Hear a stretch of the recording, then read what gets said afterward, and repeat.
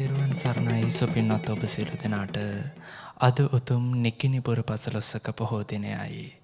බුදුරජාණන් වහන්සේගේ පරිනිර්වාණයෙන් පසුව ප්‍රථම ධර්ම සංගායනාව සිදු කළ මෙම උතුම් පුර පසළොස්වක පොහෝ දිනේ ජාතිය බුදු නාලිකාව බෞද්ධ රූපවාහිනියෙන් මේ හෝරාවේ සිට පුරා දෙහෝරාවකට ආසන්න කාලයක උතුම් වූ සද්ධර්ම දේශනාවක් පින්වත් ඔබ වෙනුවෙන් ඒකාත්මික කිරීමටයි මෙලෙසින් සූදානම් වන්නේ.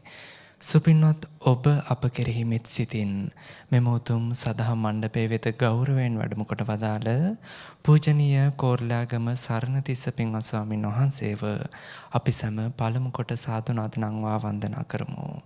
සාදු සාදු සාදු. පින්වත්නි, මෙම උතුම් වූ සද්ධර්ම දේශනාව වෙනුවෙන් තම පින්බර සදැහැති දායකත්වයේ ගැන කටයුතු කරනු ලබන්නේ මන්දාරම් නුවර රාජකිරි විහාරස්ථානයේ විහාරාධිපති ස්වාමින් වහන්සේ ඇතුළුව ප්‍රදේශයේ පදිංචි කල්යාණ මිත්‍ර පින්වත් පිරිස විසිනි.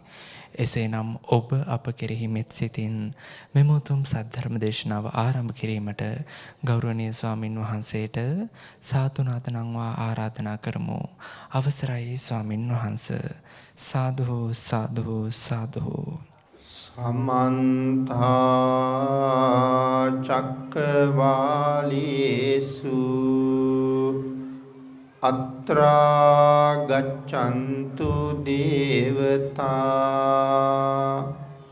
සද්ධම්මං මුනි රාජස් සුනන්තු සග්ග මොක්ඛදං ධම්මස්සවන කාලෝ අයං බදන්තා ධම්මස්සවන කාලෝ අයං බදන්තා ධම්මස්සවන කාලෝ අයං බදන්තා. නමෝ තස්ස භගවතු අරහතු සබ්බ ධම්මේසු අප්පටිහත ඥානචාරස්ස දස බලධරස්ස චතු වේසාරජ්‍ය විසරදස්ස සබ්බ සත්තුත්තමස්ස ධම්මිස්ස රස්ස ධම්ම රාජස්ස ධම්මස්සාමිස්ස තථාගතස්ස සබ්බඤුනෝ සම්මා සම්බුද්දස්ස.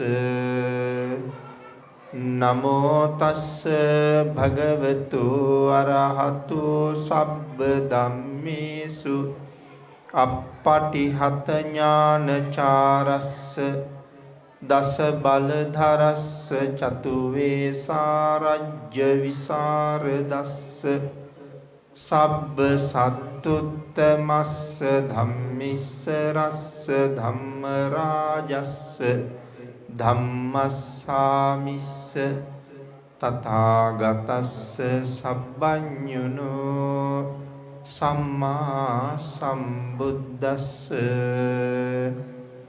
නමෝ තස්ස භගවතු අරහතු සබ්බ ධම්මේසු අප්පටිහත ඥානචාරස්ස දස බලධරස්ස චතු වේසාරජ්‍ය විසරදස්ස සබ්බ සත්තුත්තමස්ස ධම්මිස්ස රස්ස ධම්ම රාජස්ස ධම්මස්සාමිස්ස තථාගතස්ස සබ්බඤුනෝ සම්මා සම්බුද්දස්ස.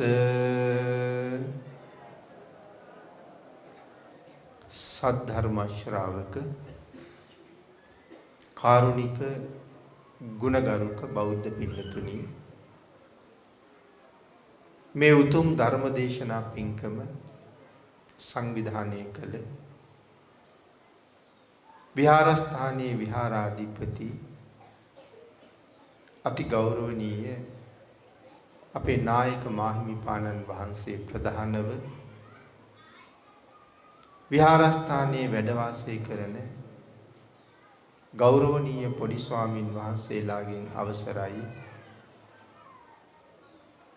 උතුම් ධර්ම දානමය පින්කම බොහෝ කාලයක ඉඳලා සංවිධානය කරලා විශාල පිරිසක් මේ අවස්ථාවට සහභාගී කරවගෙන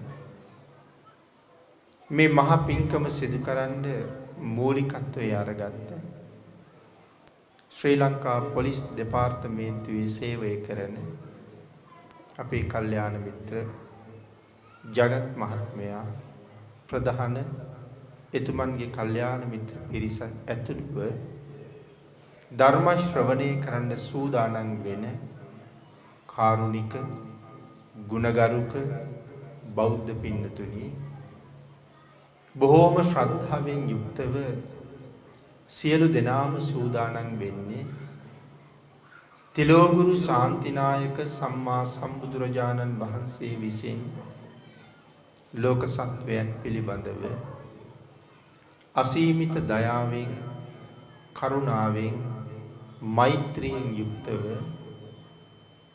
අවබෝධ කරගෙන දේශනා කොට වදාළ පරම ගම්බීර වූ ශ්‍රී සද්ධර්ම රත්නයෙන්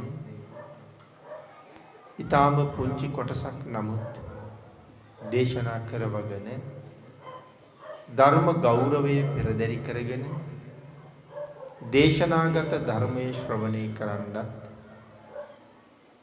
එසේ ධර්ම ශ්‍රවණය කිරීමෙන් ලැබෙන අවවාද අනුශාසනා තම තමන්ගේ ජීවිතවලට එකතු කරගෙන වඩා නිවැරදි මෙලව ජීවිතයක් සකස් කරගන්නත් නිවැරදි වුණ මෙලව ජීවිතයක් තුළින් සුගතිගාමී වූ පරලොව ආයති භවයකින් සැනසෙන්නත් අවසානයේ ප්‍රාර්ථනා කරන බෝධියෙන් සැප සහිත ප්‍රතිපදාවෙන් ඊටම ඉක්මන් භවයක උතුම් චතුරාර්ය සත්‍ය ධර්මය අවබෝධ කරගෙන මේ සංසාරයෙන් එතර වීමේ බලාපොරොත්තුවක් ඇතුව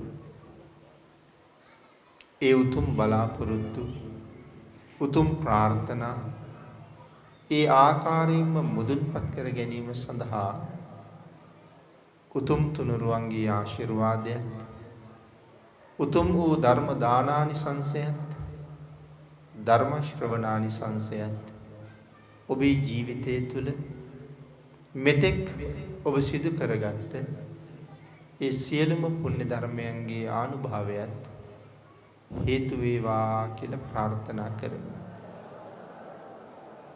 පින්නතුනි අද ධර්මදේශනාවේ මාතෘකාව හැටියට මම යොදා ගන්න කල්පනා කළේ අපේ ජීවිත කාලය තුළ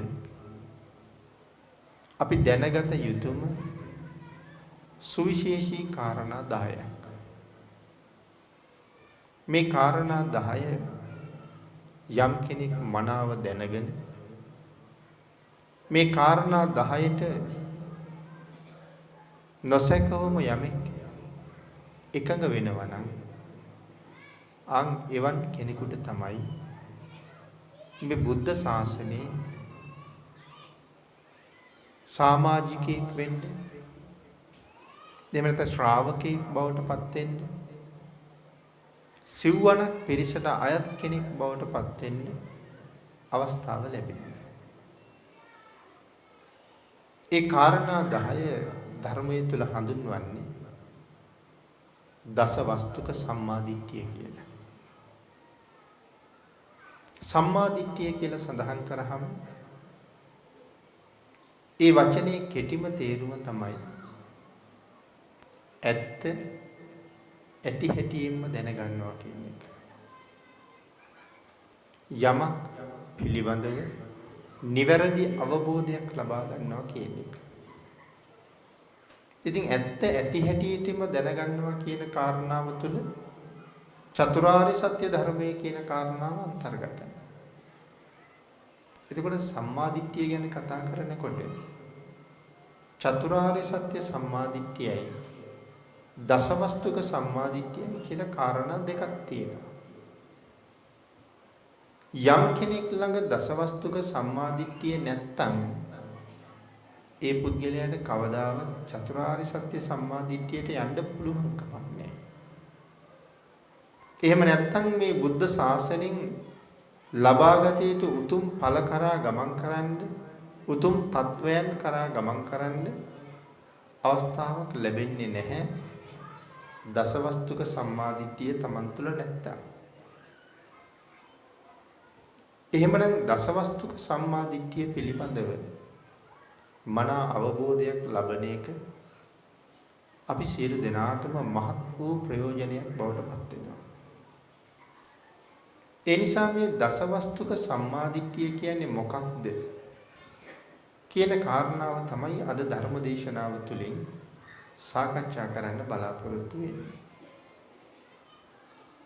අපේ බුදුරජාණන් වහන්සේ දේශනා කොට වදාලා සම්මා දිට්ඨිකෝ හෝති අවිපරීත දස්සනෝ අත්ති දින්නම් අත්ති ඉට්ටං අත්ති හුතං අත්ති සුකට දුක්ඛටානං කම්මානං පලං විපක්ඛෝ අත්ති අයං ලෝකෝ අත්ති පරෝ ලෝකෝ අත්ති මාතා අත්ති පිතා අත්ති සත්තා ඕපපාතිකා අත්ති ලෝකේ සමන බ්‍රාහ්මනා සමග්ගතා සම්මා පටිපන්නා යේ ඉමංච ලෝකං පරංච ලෝකං සයං අවිඤ්ඤා සච්චිකත්වා පවේදෙන්ති කියලා. එතකොට මේ දේශනා පාඩේ ඇතුලේ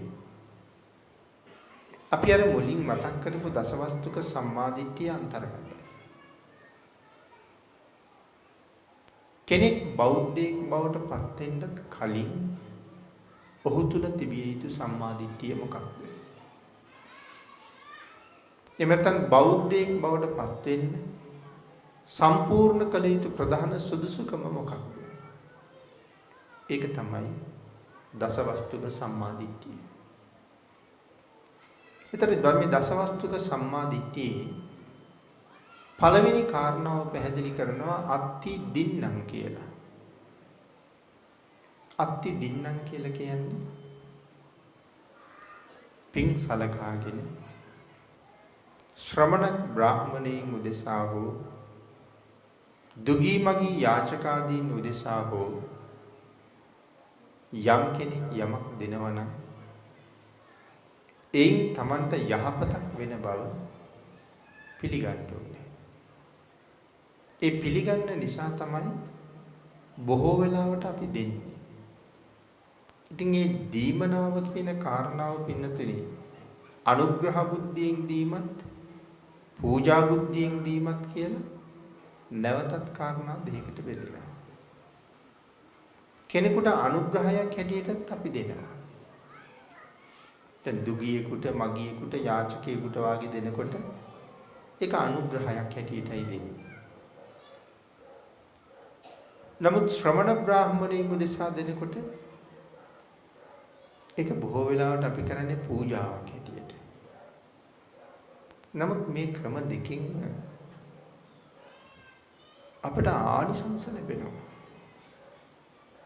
ඒ කොයි වාගේ ආනිසංස ලැබෙනවද? දක්ඛින විභංග සූත්‍රයේ අපේ බුදුරජාණන් වහන්සේ ඒ පිළිබඳව කරුණු දේශනා කොට වදාළා. මජ්ක්‍ධිම නිකායේ දක්ඛින විභංග සූත්‍රයේ පෞද්ගලික දාන 14ක් පිළිබඳව දේශනා කරලා තියෙනවා. ඒ පෞද්ගලික දාන 14 ආනිසංස පැහැදිලි කරන්නේ අවසාන තැන ඉඳලා මුලට. නමුත් කාරණාව හඳුන්වන්නේ මුල ඉඳලා අගට. එතකොට එනම් අග ඉඳලා මුලට ආනිසංස දේශනා කරනකොට අන්තිමටම ඉන්නේ තිරිසං සතා. තිරිසං සතෙකුට ආහාර වේලක් ලබලා දුන්නාම ඒ ආහාර වේල දුන්න කෙනාට අනාගත ජීවිත 100ක් බඩගින්නේ ඉන්න වෙන්නේ නැහැ කියලා සඳහන් කරනවා. ඒ තිරිසනෙකුට කෑම වේලක් දුන්නාම ඒක මේ ලෝකේ න්‍යාය ධර්මයක්. ඒ නිසා අපි ඒක පිළිගන්න ඕනේ. දුස්සීල මිනිහෙකුට කෑම වේලක් දුන්නොත් කාටද දුස්සීල මිනිස්සු කියලා කියන්නේ? තිසරණ නැති, පන්සිල් ආරක්ෂා කරන්නේ නැති සාමාන්‍ය මිනිස්සු අතරත් ඒ මිනිස්සු කතා කරන නරක මිනිස්සු කියන අය. ඒ කියන්නේ හොරකම් කරනවා, මම් පැහැරීම් කරනවා, ප්‍රාණඝාත කරනවා, වැරදි කාම සේවනයේට පෙළඹෙනවා, බොරු කියනවා, නිතර නිතර රාරක්කු බොනවා. ඉතින් මෙහෙම අය පිළිබඳව සාමාන්‍ය මිනිස්සුන්ගෙත් ලොකු පැහැදීමක් නැහැනේ. ආන්ගේ සාමාන්‍ය මිනිස්යන් අතරත් නරක මිනිස්සු කියලා කියන කොටසට තමයි මෙතන දුස්සීල මනුස්ස කියලා කියන්නේ.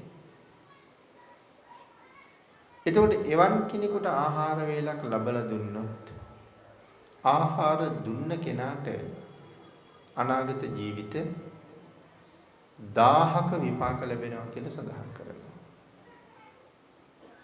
වැරදි වැඩ කළත් තිරිසන් සතිකුට වඩා උසස් ජීවිතයක් තියෙන නිසා එවන් ආනිසංසයක් ලැබෙනවා.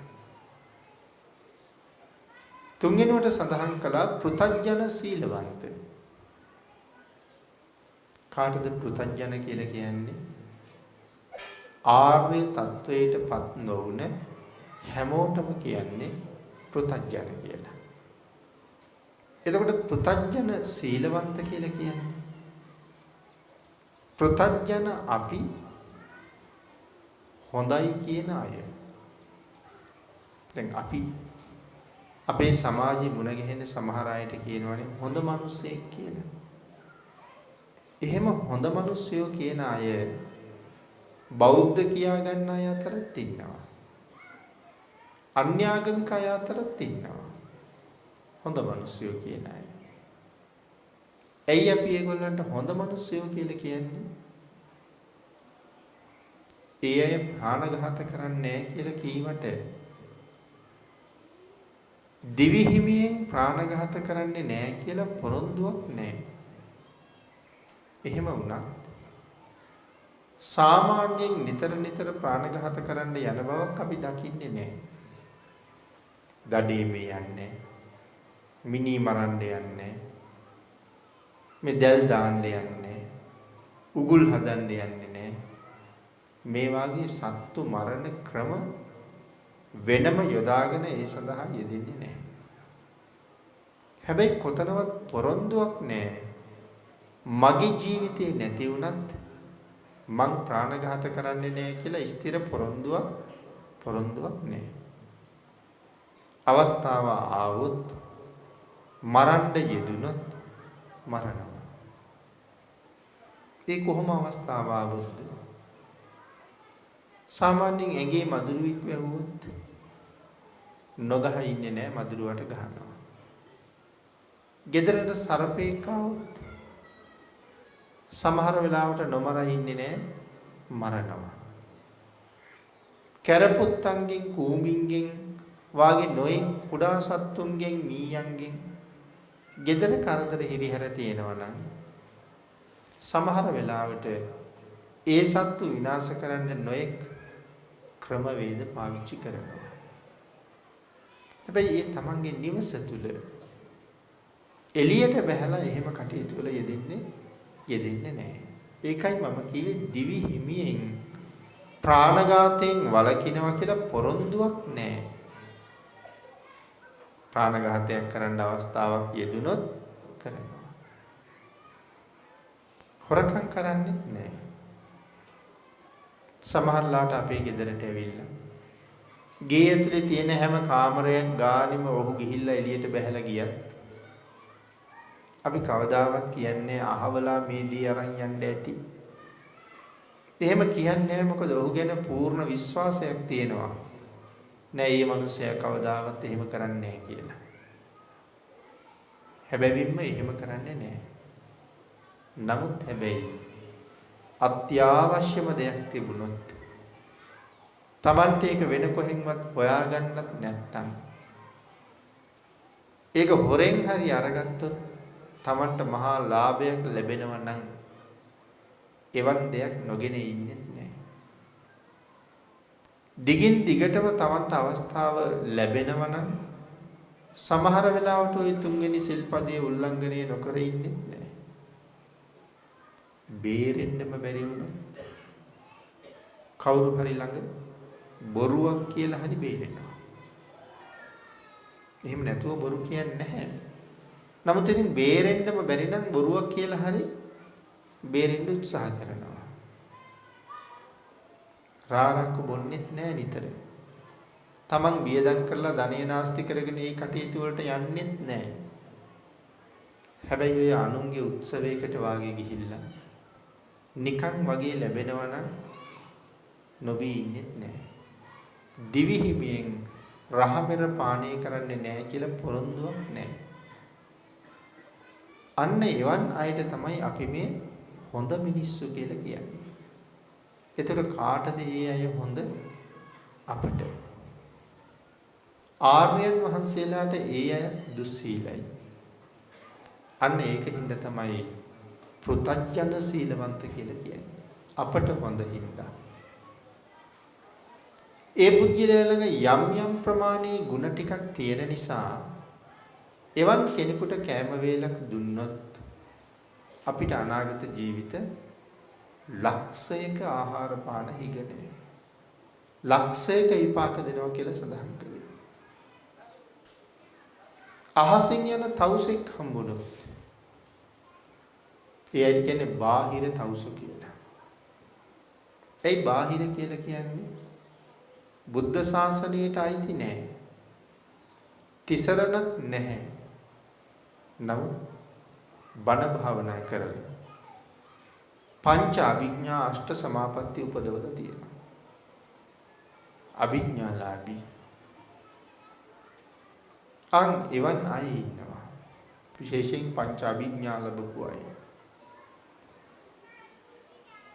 එවන් කෙනෙකුට ආහාර වේලක් දෙන්න ලැබුණොත් දැන් මේ දාණය මේ කාලේ අපිට දෙන්න පුළුවන් වෙන එකක් නෑ. මොකද එහෙම අය අපිට මුණ ගැහෙයි කියලා විශ්වාසයක් නෑ. නමුත් දෙන්න ලැබුණොත් අනාගත ජීවිත කෝටි ලක්ෂයක විපාක දෙනවා. අනාගතයේ උපදින ආත්ම කෝටි ලක්ෂයක විපාක දෙනවා. ඊළඟට සඳහන් කළේ තිසරණ සහිත කෙනෙකුට කැම වේලක් දෙන්න ලැබුණොත්. එතකොට තිසරණ සහිතයි කියලා කියන්නේ ඒ කොහොම කෙනෙක්ද? ඒ බෞද්ධ කෙනෙක්. තිසරණය තියෙනවා නම් විතරයි බෞද්ධයෙක් බවට පත් වෙන්නේ. එතකොට තිසරණය තියෙනවා කියලා කියන්නේ බුදුරජාණන් වහන්සේ ගැන ඒ පුද්ගලයාට අල්ප මාත්‍ර සැකයක් නැහැ. ධර්ම රත්නය ගැනත් ආර්ය මහා සංඝ රත්නය ගැන ඔහුට කිසිම සැකයක් නැහැ. ඒ සැක නැතිකම නිසාම ඔහු තෙරුවන් සරණ ගියපු කෙනෙක්. එතකොට මේ දසවස්තුක සම්මාදිට්ඨියේ එකම කාරණාවක් ගැන හෝ යමෙකුට සැකයි නම් ඒ පුජ්‍යලයට කවදාවත් තිසරණයට එන්න පුළුවන්කමකුත් නැහැ. එතකොට තිසරණ තියෙන කෙනෙකුට කැම වේලක් දුන්නොත් මට අනාගත ජීවිත කීයක යහපත් විපාක ලබන්න පුළුවන් වෙයිද? අනාගත ජීවිත අසංකේයයක්. ඒ කියන්නේ අනාගතයේ උපදින ආත්ම 1.140ක් තරම් කාලයක් මට ආහාර පාන ආදීන් ඉගෙන බලන්න. එතකොට කෙනෙක් තෙරුවන් සරණ ගියහම ඔහු අන්‍ය වූ ලෝකයට මොනතරම් හිතවත් ප්‍රතිපදාවක් අනුගමනය කරනවද කියලා. තමන් තිසරණ සමාදන් වෙලා තමන්ගේ යහපත උදෙසා තමන්ගේ තිසරණයේ මත පිහිටලා ඉන්නවා.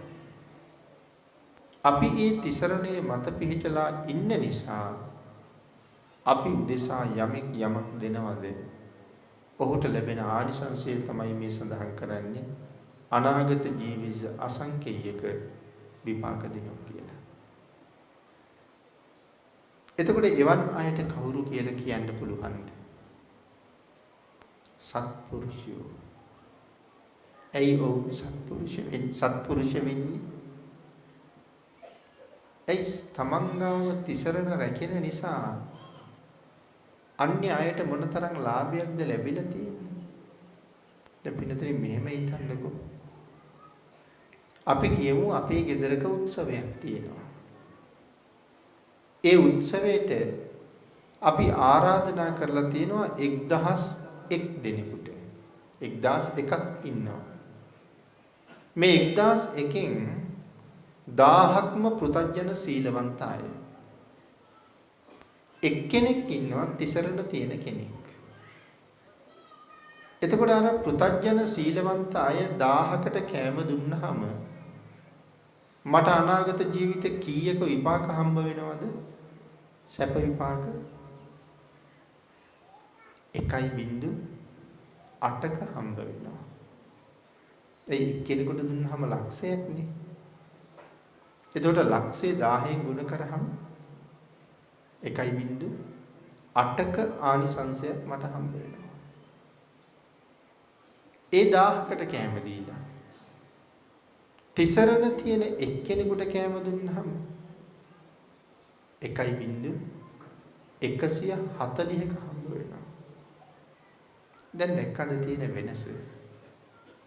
එතකොට අපි ගාවත් තිසරණ තිබුණොත් අපි මේ ලෝකෙට මොනතරම් සත්පුරුෂ වෙනවද කියලා එතකොටයි තේරෙන්නේ. කෙනෙක් අම්මට තාත්තට පින් දෙන්න වේවා, Tamanට පින් ලබා ගන්න වේවා. අපි කියමු ගෙදරක පින්කමක් කරනවා. හැන්දෑවේ ධර්මදේශනාවකුත් කරනවා. ධර්මදේශනා පින්කමට එන සියලුම දෙනාට දාන පින්කම ඉවර වෙලා ආහාර වේලකුත් දෙනවා. එතකොට ඔතෙන්ට තිසරණ සහිත එක්කෙනෙක් ඇවිල්ලා හිටියොත් අර කෑම වේල දුන්න කෙනාට මොන තරම් ලාභයක්ද? තිසරණ නැති 1000ක් ඇවිල්ලා හිටියත් ඔවුන්ගෙන් ලැබෙනවට වඩා ලාභයක් තිසරණ තියෙන එක්කෙනාගෙන් අර පුද්ගලයාට ලැබෙනවනේ. එතකොට තිසරණ සහිත පන්සිලුත් තිබුණොත් ප්‍රමාණයක් නැහැ කි. මොකද ඒක දක්වලා නැහැ ප්‍රමාණය. ඒකයි මෙතන සඳහන් කරන්නේ අත්ති දින්නම් පින් සලකා වූ අනුග්‍රහයක් හැටියට හෝ යම් කෙනෙකුට යමක් දෙනවා නම් ඒකේ Tamanට අනාගත සැප විපාකයක් තියෙන බව පිළිගන්න එක අත්ති දින්නම් කියන සම්මාදිට්ඨියයි. දෙවැනි කාරණාව අත්ති ඉට්ඨං. මේ ඉට්ඨ කියන වචනේ තේරුම මොකක්ද? ඉට්ඨ කියලා කියන්නේ මහා පූජාවට. තවත් නම ඉට්ඨ. එතකොට අත්ති ඉට්ඨං මහා පූජාවේ විශේෂ විපාක තියෙනවා කියලා දේශනා කළා. එතකොට ඒක පිළිගන්න ඕනේ බෞද්ධයෙක් වෙන්න නම්. සමහර අය ඉන්නවා. දැන් ඔය සමහර අය මල් දහස් ගණන් ලක්ෂ ගණන් පූජා කරනවනේ. එතකොට තව පිරිසක් කියනවා අපරාධී. ගස්වල තියෙන මල් ටික කඩලා නිකන් නාස්ති කරනවා. එක මලක් පූජා කළත් එකයි. මල් 1000ක් පූජා කළත් එකයි. ඉතින් එහු එකේ පරිසරයේ තියෙන සුන්දරත්වයේ විනාශ නොකර මලක් දෙකක් පූජා කරාම මදිද කියලා අහන අය ඕනතරම් සමාජයේ. එතකොට බුදුරජාණන් වහන්සේ දේශනා කරනවා මේ මහා පූජාවේ විශේෂ විපාක තියෙනවා කියලා. සමහර අය නෑ කියනවා. දැන් 84000ක් පහන් පූජා කරනවා. ලක්ෂ 2ක් 3ක් පහන් පූජා කරනවා. ඉතින් එච්චර මහා පූජාවක් කරනකොට විශාල තෙලු විශාල වශයෙන් නාස්ති කරලා ධනයත් නාස්ති කරලා පරිසරයත් විනාශ කරලා ඔය කරන එක නිකම් බොරු වැඩක් කියලා කියන අය ඉන්නවා. නමුත් පින්නතරි මහා පූජාවක් කරන්න කොච්චර කාලයක් ලෑස්ති වෙන්න ඕනද? පහනක් පූජා කරන්න එච්චර කාලයක් ගත කරන්න ඕනේ නැද්ද? එක පහනක් පත්තු කරන්න අපි ලොකු කාලයක් ගන්නෙ නැහැ. නමුත් අපි කියමු අපි පහන් ලක්ෂයක් පූජා කරනවා කියලා. තනි පහනක් පත්තු කරපු තරම් පහසුවෙන් පහන් ලක්ෂයක පූජාවක් කරන්න පුළුවන්ද? ඒකට හුඟක් කැපකිරීම කරන්න ඕනේ. ඒකට හුඟක් අත්හරින්න ඕනේ. මොනවද අත්හරින්න ඕනේ? රැකියාවක් කරන කෙනෙක් නම් රැකියාවෙන් නිමාඩු ගන්න ඕනේ. ව්‍යාපාරයක් කරන කෙනෙක් නම් ව්‍යාපාරයෙන් ටික දවසකට අයින් වෙන්න ඕනේ. පහන් ලක්ෂයේ සපය ගන්න ඕනේ. පහන් ලක්ෂයට අවශ්‍ය තෙල් ප්‍රමාණය සපය ගන්න ඕනේ.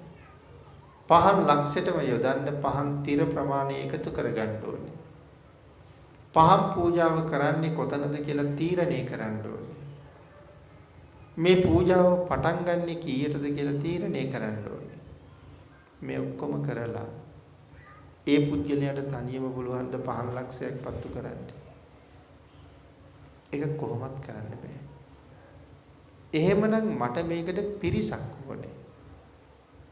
ඒ නිසා අපේ පහන් පූජාවට යනකොට අපි සමහරලාට බස් එකක් දෙකක් පිරිස අරන් යනවා. එතකොට ඒ පිරිසට නවාතෙන් ඒ පිරිසට කැම බීම ඒ සියල්ලම අපි සපයන්න වෙනවා. ඒ සියල්ලම කරලා අපි ඒ ඇයට දැනුවත් කරන්න ඕනේ. පූජාව පටන් ගන්න අවල් වෙලාවට මේ වෙලාව වෙනකොට පහන් ටික තියලා ඉවර වෙන්න ඕනේ. මේ වෙලාව වෙනකොට තෙල් ටික දාලා ඉවර වෙන්න ඕනේ. මේ වෙලාව වෙනකොට පහන් දල්වන්න පටන් ගන්න ඕනේ. මේ වෙලාව වෙනකොට පහන් සියල්ල දැල්විලා ඉවර වෙන්න ඕනේ. මම මේ සියල්ලම දැනුවත් කරලා පහන් සකසන හැටිත් කියලා දීලා මමත් වෙන පැත්තකින් වෙන වැඩකට යෙදෙන්න ගත්තාම අර සමහර අය මම කියපු විදිහට ඒ වැඩේ කරන්නේ නැහැ. ඒගොල්ලෝ කරන්නේ ඒගොල්ලන්ට ඕන විදිහට. එතකොට මට තරහ එනවා. සාමාන්‍ය ස්වභාවය ඒකනේ. ඊළඟට මිනිස්සුන්ට තරහ එනවා. කියපු දේ කරන්නේ නැහැ කියලා. නමුත් සිහිය ප්‍රඥාව තියෙන කෙනා කේන්තියක් ඇති වුණොත් ඒ කේන්තිය එතනම යටපත් කරගන්නවා. දැන් එතකොට මහා පූජාවේදී අත්හැරීමක් තියෙනවා. මොනවද අත්හැරලා තියෙන්නේ? රැකියාව දින ගණනකට අත්හැරියා. මිල මුදල් විශාල වශයෙන් අත්හැරියා. කායික සෝය දවස් ගාණක් අත්හැරියා. එතකොට මේ අත්හැරීම තුළ මොකක්ද හම්බ වෙන්නේ? නෙක්ඛම්මය හම්බ වෙනවා. එතකොට පිරිසක් මේකට සහභාගී කරවගත්තා. ඔවුන්ට පහසුකම් සැපෙව්වා. ඒ සියල්ලම කරලා අවවාද අනුශාසනා කරලා මේක මෙහෙමයි කරන්නේ කියලා කටයුතු යොදාගෙන ඒ පිරිසටත් පින්කමට සහභාගී වෙලා පින් කරගන්න අවස්ථාව ලැබලා දීලා අපි මෛත්‍රී සිත දියුණු කරගත්තා. එතකොට ඒ අය කරන වැරදි හැම එකක්ම ඉවසලා නැවත වතාවක් ළඟට ගිහිල්ලා අනුකම්පාවෙන් කියලා නිවැරදි කරවනවා.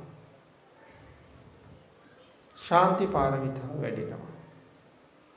මේ වාගේ මහා පූජාවක් ඇතුලේ පාරමිතා ගණනාවක් වැඩෙනවා. සුළු පූජාවක් කියලා කියන්නේ මහා පූජාවකට සූදානම් වීමක් විතරයි. මහා පූජාවක් කියලා කියන්නේ සසර කෙරවල කරන්න අවශ්‍ය පාරමිතා පවා පූර්ණේ කෙරෙන අවස්ථාවක්. ඒ නිසා මහා පූජාවේ විශේෂ විපාක තියෙනවා කියලා බුදුරජාණන් වහන්සේ දේශනා කොට වදාළා. ඒකයි අත්ති ඉට්ටං කියලා කියන්නේ. අත්ති හුතං. ඇයි මේ අත්ති හුතං කියලා කියන්නේ? ආහුත සංඛ්‍යාත දානයක් තියෙනවා. අපි මේ ලෝකෙන් දන් දුන්නාම ඒ දානෙන් සුළු ප්‍රමාණයක් සමහර වෙලාවට 10%ක් විතර ප්‍රමාණයක් මේ ජීවිතයේ තුලදීම විපාක දෙන අවස්ථා තියෙනවා. හැබැයි වැඩි ප්‍රමාණයක් විපාක හම්බ වෙන්නේ මරණයෙන් පස්සේ. ඊළඟ ජීවිතයක තමයි විපාක හම්බ වෙන්නේ. ඒකත් විශ්ව න්‍යාය ධර්මයේ යම් ස්වභාවයක්. මෙලවින් දුන්නහම පරලොවින් හම්බ වෙනවා. ඔප්පු කරන්න ක්‍රමයක් තියෙනවද?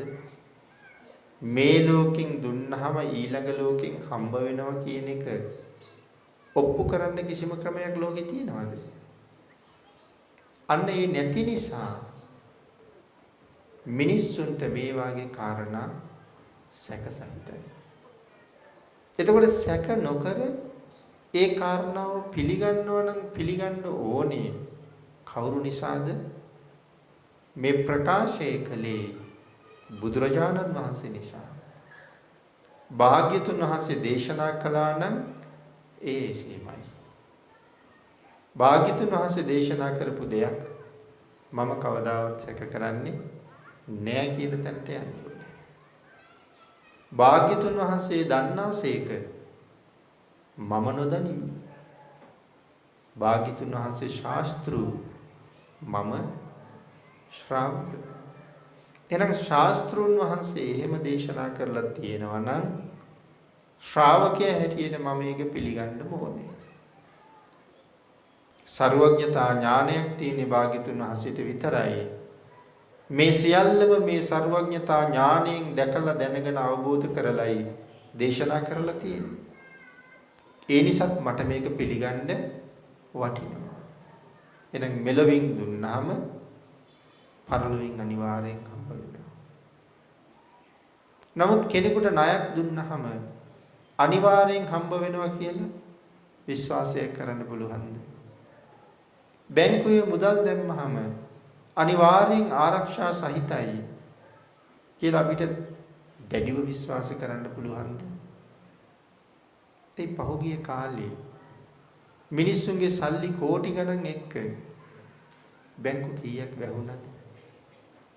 මිනිස්සු කොච්චර අසරණ වුණාද? නමුත් සුරක්ෂිත වෙයි කියලා විශ්වාස කරලා නෙමෙයිද අපි බැංකුවේ තැන්පත් කරේ? නමුත් සමහර වෙලාවට සුරක්ෂිත නොවෙන්න පුළුවන් කලාතුරකින්. ඊළඟට මෙහෙම හිතන්නකෝ. පිටරට ඉන්න කෙනෙක් අපිට කියනවා මං ඔබේ ගිණුමට මුදල් දැම්මා කියලා. එක්ක ඉතාලියේ නැත්තම් කැනඩාවේ නැත්තම් එංගලන්තේ මේ කොහේ හරි රටක ඉඳලා තමයි කියන්නේ ඔබේ ගිණුමට දැන් මුදල් දාලායි තියෙන්නේ මුදල් ගන්න කියලා. අපිට සැකයිද? පිටරටින් සල්ලි දැම්මහම ලංකාවෙන් ඒ සල්ලි ගන්න පුළුවන් කියලා අපි කාටවත් සැකයක් එහෙම තියෙනවද? කිසිම සැකයක් නෑ. ඒ වුණාට බැංකු ක්‍රමය ගැන අපි දන්නවද? දැන් එංගලන්තෙන් සල්ලි දැම්මනම් ඒ සල්ලි ඇත්තටම ලංකාවට ආවේ කොහොමද? ඒ දාපු නෝට්ටු නෙමෙයිනේ ඇවිල්ලා තියෙන්නේ. එහෙන් දාන්නේ එහෙ සල්ලි. මෙහෙන් ගන්නේ අපේ රටේ භාවිතා කරන සල්ලි. නමුත් එහෙන් දාපු මුදල අපි ගන්නවා. අපිට සැකයක් නෑ එංගලන්තෙන් දැම්මහම මෙහාට එයිද කියලා. නමුත් සඳහන් කරන්න ඕනේ මෙලවින් දුන්නහම පරලොවින් ලැබෙනවා කියන එක බැංකුවෙන් සල්ලි ගන්නවට වඩා විශ්වාස කරන්න කියලා ඒක එසේමයි කියලා දේශනා කරලා තියෙනවා. මෙලවින් දුන්නාම පරලොවින් ලැබෙනවා. ඒක නිසා තමයි පින්නතුනි මේ බුද්ධාන්තරයක ලැබිච්ච ශ්‍රේෂ්ඨ මනුස්ස ජීවිතයක්. මේ ලැබිලා තියෙන සම්මාදිට්ඨික ජීවිතේ අනාගත ජීවිත කෝටි ප්‍රකෝටි ගානකට හම්බ කරන්න පුළුවන් ජීවිතයක්. හැබැයි ඔක තේරුම් ගන්න ඒක තමයි දුක. අනාගත ජීවිත අසංඛ්‍ය ගණන් වලට හම්බ කරන්න පුළුවන් කෝටි ප්‍රකෝටි ගණන් වලට නෙමෙයි. ඒ කොහොමද අනාගත ජීවිත අසංඛ්‍ය ගණන් වලට හම්බ කරන්නේ? තේරුණාද ඒක හම්බ කරන හැටි? ඒ අපි මුලින් කතා කළේ. තිසරණ තියෙන කෙනෙකුට කෑම වේලක් දුන්නාම අනාගත ජීවිත අසංඛ්‍යයකට කෑම හම්බ කරලා. බලන්න මේ මුළු ජීවිත කාලය අවුවේ වැස්සේ පින්නේ සීතේ දුක් විඳගෙන හම්බ කරලා ඔය හම්බ කරපුවාගෙන් එක වීයටයක් 750ක් ගෙනියන්න පුළුවන්ද? නමුත් ඒක වියදම් කරලා පිනක් කරාම දුන්නාම ඒකෙන් හම්බෙනවා අනාගත ජීවිත අසංඛ්‍යයකට අවශ්‍ය දේවල්. ආහාර දුන්නොත් ආහාර හම්බ වෙනවා. වස්ත්‍ර දුන්නාම වස්ත්‍ර හම්බ වෙනවා. පාන වර්ග දුන්නාම පාන වර්ග හම්බ වෙනවා. බෙහෙත් වර්ග දුන්නාම නිරෝගී සම්පත් හම්බ වෙනවා. මේ වාගිනේ ඒකනේ දසදාන වස්තුව සම්පූර්ණ කරගන්න කියලා දේශනා කළේ. කෙනෙක් තිසරණ මනාව පිහිටලා තිසරණ මත දසදාන වස්තුව සම්පූර්ණ නම් මැරෙන්න බය වෙන්න ඕනේ නැහැ කියලා සඳහන් කළේ. කවද්දී අබුද්ධෝත්පාද කාලයක ජවනහංස රජුව බරණැස් රජුවන්ටයි කියන්නේ. ඒ මරණයේ වේගය කොයි තරම්ද කියන කාරණාව මේ ජවනහංසයා බරණැස් රජුවන්ට කියලා දෙනවනේ. ජවනහංසයෝ කියලා කියන්නේ කොච්චර වේගෙන් ඉගිල්ලෙන අයටද?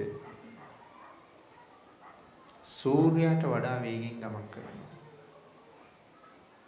එහෙම අයටයි ජවනහංස කියලා කියන්නේ. ඒ සූර්යයා අපිට සාමාන්‍යයෙන් ගමන් කරනවා වගේ පෙවුනට සූර්යයා ඊටම වේගෙන් ගමන් කරනවා. තත්පරයට සතපුම් ගානක් ගමන් කරන තරම් වේගයයි. එතකොට හිරුගේ කිරණ හිරුගේ ඉඳලා මනුස්ස ලෝකෙට එන්න මහ කාලයක් ගත වෙනවද? මොහොතයි ගත වෙන්නේ. නමුත් මේ ජවනහංසයා ඉරට වඩා දෙතුන් ගුණයකින් වේගවත්. මොකද අපේ මහ බෝසතාණන් වහන්සේ ජවනහංස කුලයේ ඉපදෙනවනේ කාත්මික. ඉතින් ඒ කාලේ බෝසතාණන් වහන්සේට හිටිය සහෝදරයෝ දෙන්නෙක්. ඒ සහෝදරයෝ දෙන්න අහනවා අයියගෙන් මහරජා සූර්යයා එක තරගෙට දුවන්න කැමතියි. යන්නද කියලා ඇහුවා. ඉතින් දෙතුන් පාරක්ම ඇහුවා එපා. උඹලට ඒ වැඩේ කරන්න බෑ කියලා සඳහන් කළා. මොකද තාම පොඩි. ඒ හින්දා ඒ වැඩේ කරන්න බෑ. නමුත් ඉතින් එක දවසක් කියන දේ අහන්න නැතුව හොරෙන් ගියා. දැන් ජවනහංසයන්ගේ වේගය ගැන සඳහන් කරාම ජවනහංස රජුරවන්ට දිවිච්ච වේගය අනික් හංසයන්ට තියෙනවා කියන කාරණාව නෙමෙයි මේ කියන්නේ. නමුත් ඊටාම වේගෙන් යන සත්ත්ව කොටාසය. රජුරවන්ට හොරෙන් ගිහිල්ලා හිරු නැගෙනකන් බලාගෙන ඉඳලා සූර්යයා යන්තම් අරුණ විදහාගෙන නැගීගෙන එනකොටම ඉගිල්ලෙන්න පටන් ගත්තා. නමුත් හිරු වේගෙන් ඉහළට එනවා. මේ දෙන්න ඉගිල්ලෙනවා. ටික වෙලාවක් ඉගිල්ලෙනකොට බාලමල්ලිට තේරෙනවා පියාපත් අතරින් දුම් යනවා වගේ. ගිනි ගන්නවා වගේ තේරෙනවා. ඇයි එක මොහොතක්වත් පියාපත් සලන් නැතුව ඉන්න බෑනේ. සූර්යයා වේගෙන් එනවා. සූර්යයා පරද්දන්න නම් එක දිගට වේගෙන් පියාසලන්න ඕනේ. දැන් රජ්ජුරුව දන්නවා දෙන්න ගිහිල්ලා තියෙන්නේ මට හොරෙන් කියලා. ඉතින් බැරිම තැන කෑ ගහලා කිව්වා නේ සහෝදරයා මම බේරගන්න කියලා. ඊට පස්සේ ඇවිල්ලා ඒ පැටව අරගෙන ගිහිල්ලා වාසස්ථානෙන් තියලා එනකොට අනික් මල්ලි තාම ඉගිල්ලෙනවා. එයත් පැය ගානක් ඉගිල්ලස් කීවා මටත් බෑ මාත් බේරගන්න කියලා. ඒ දෙන්නම ගෙනහිල්ලා තියලා ආවා. අන්න එදා තමයි ජවනහංස රජුරෝ කල්පනා කළේ මගේ වේගය කොහොමද කියලා බලන්න ඕනේ. එහෙම කල්පනා කරලා සූර්යා උදා වෙච්ච තැනට ගියා. අර දෙන්න ගමන පටන් ගත්ත තැනට ගියා. දැන් ඒතකොට සූර්යා කොහෙද? සූර්යා දැන් ඉන්නේ මධ්‍යාහනේ ගාව. ඒ කියන්නේ පටන් ගත්ත තැන ඉඳලා සෑහෙන දුර සූර්යා ගිහිල්ලා ජවනහංස රජුරු ඉන්නේ මුල. නම් සඳහන් කරනවා ඒ මුලින් පටන් අරගෙන හිරු පහු කරලා කීපවතාවක් ඉගුල්ුණා කියලා. ඊට පස්සේ කල්පනා කරනවා සූර්යයත් එක්ක දුවන එකේ තේරුමක් නැහැ. හිරුට මගෙත් එක්ක ගමන් කරන්න බෑ. එහෙනම් මම මේ નિરර්ථක වෑයමක තවත් යෙදෙනවට වඩා මට හිතවත් වෙච්ච බර්ණස් රජුරුව බය කරලා බණක් කියන්න ඕනේ කියලා හිතුවා. රජුරුව බය කරලා තමයි බණක් කියන්න හිතුවේ. මොකද බණ හොඳට අස්සවන්න ඕනේ නිසා. සඳහන් කරනවා මේ හංස රජුරුව බර්ණස් අහසට උඩින් ඉගිල්ලෙනවා. හිරු රැස් වලට බර්ණස් නුවරට පතිත වෙන්න දෙන්නේ නැහැ කියලා. එක හංසයයි ඉන්නේ. නමුත් මුළු බරණැසම වස්ත්‍රයකින් වහලා වගේ අන්ධකාරයි. එක හංසයයි ඉන්නේ. ඒතර මුළු බරණැසට ඉරේලිය වැටෙන්න දෙන්නේ නැති වෙන්න අහසේ පියාඹන්න මොන වේගයකින් පියාඹන වැද්ද. බරණැස් රජු බය වෙලා ඉන්නේ. ඒ වෙලාවේ ළඟට ගිහිල්ලා කතා බහ කරලා ඉතින් ලොකු විචිත්‍ර සංවාදයක් තියෙනවා. කතා බහ කරලා සූර්යා එක තරගෙට දුවලා ආවි කියලා කියහම රජුරෝ කියනවා යාළුවේ ඒ වේගය මටත් පෙන්වන්න බැරිද? මහරජා වැඩක් නෑනේ. ඒ වේගය පෙන්නුවාට ඔබට තේරෙන්නේ නෑ, පේන්නේ නෑ කියලා. රජුරුවන්ගෙන් බේරෙන්න බෑ ඒ උනාට. ඊටස්කුවා මහරජා රාජාංගනේ ගල් ටැඹක් හිටවලා ගල් ටැඹ හතර පැත්තේ ඊටාම දක්ෂ දනුද්දරයෝ 4 දෙනෙක් තියලා දනුද්දරයෝ කියලා කියන්නේ දුනු ශිල්පයේ කෙරවලට ගිහුවා. ඒ 4 දෙනාට 4 පැත්තට ඊතල 4ක් විදින්න කියලා කිව්වා. මහරජා මේ ඊතල 4ම වැටෙන්න දෙන්නේ නැතුව මං ගේනවා කියලා කිව්වා. ඉතින් ඒ ඊතල අහුලන්න යනකොටත් රජ්ජුරුවන්ට තමන්ව පේන්නේ නැති නිසා පොඩි බෙල් එකක් ගෙජ්ජියක් වගේ එකක් බෙල්ලේ එල්ල ගන්නවා. එතකොට මෙන්න මෙහෙන් යනවා කියලා හඬ ඇහෙනවා. හැබැයි හංසයා පේන්නේ නැහැ. 4 දෙනාම එකපාර ඊතල මුදා හරිනවා. පළවෙනි ඊතලේ පස්සෙන් ගිහිල්ලා ඊතලේ ගෙනල්ලා දුනු අය ගාව තියලා දෙවෙනි ඊතලේ පස්සෙන් යනවා. ඒකත් ගෙනල්ලා තියලා තුන්වෙනි ඊතලේ පස්සෙන් යනවා. ඊතල 4ම වැටෙන්න දෙන්නේ නැතුව ගෙනල්ලා විදපු අයට බාර දෙනවා. මේක දැක්කහම රජුරවන්ට පුදුමයි. යාළුවේ උඹේ වේගය ඔච්චරම වේගවත්ද කියලා ඇහුවා. සඳහන් කළා මහරජය ඒක මගේ උත්කෘෂ්ඨ වේගයේ උපරිම වේගය නෙමෙයි. මගේ මධ්‍යම වේගයත් නෙමෙයි. ඕක තමයි මම ඉගිල්ලෙන සාමාන්‍ය වේගය. එතකොට උත්කෘෂ්ඨ වේගය කොහොමද? රජුරු අහනවා. එතකොට යාළුවේ උඹේ උත්කෘෂ්ඨ වේගය ඒ උත්කෘෂ්ඨ වේගයටත් වඩා වේගෙන් ගමන් කරන දෙයක් ලෝකේ තියෙනවද කියලා ඇහුවා. රජ්ජුරුවන්ට කියන්න ඕනේ බණ රජ්ජුරුවන්ගේ කටින්ම එළියට ආවා. ඔබේ උත්කෘෂ්ඨ වේගයටත් වඩා වේගෙන් යන දෙයක් ලෝකේ තියෙනවද? මොනව අහනවද මහරජා? මගේ උත්කෘෂ්ඨ වේගයට වඩා තවත් විශාල වේගයකින් ගමන් කරන දෙයක් ලෝකේ තියෙනවා. රජ්ජුරුව බය වුණා. රජ්ජුරුව අහන උඹේ උත්කෘෂ්ඨ වේගයටත් වඩා වේගෙන් යන්නේ මොකද්ද කියලා. ඒ වෙලාවේ සඳහන් කළා මහරජා ඊට වඩා හුඟක් වේගෙන් ඉපදුන සත්වයා ළඟට මාරයා එනවා කියලා. කියනවත් එක්කම බර්ණස් රජුරෝ සිහි නැතුව වැටුණා.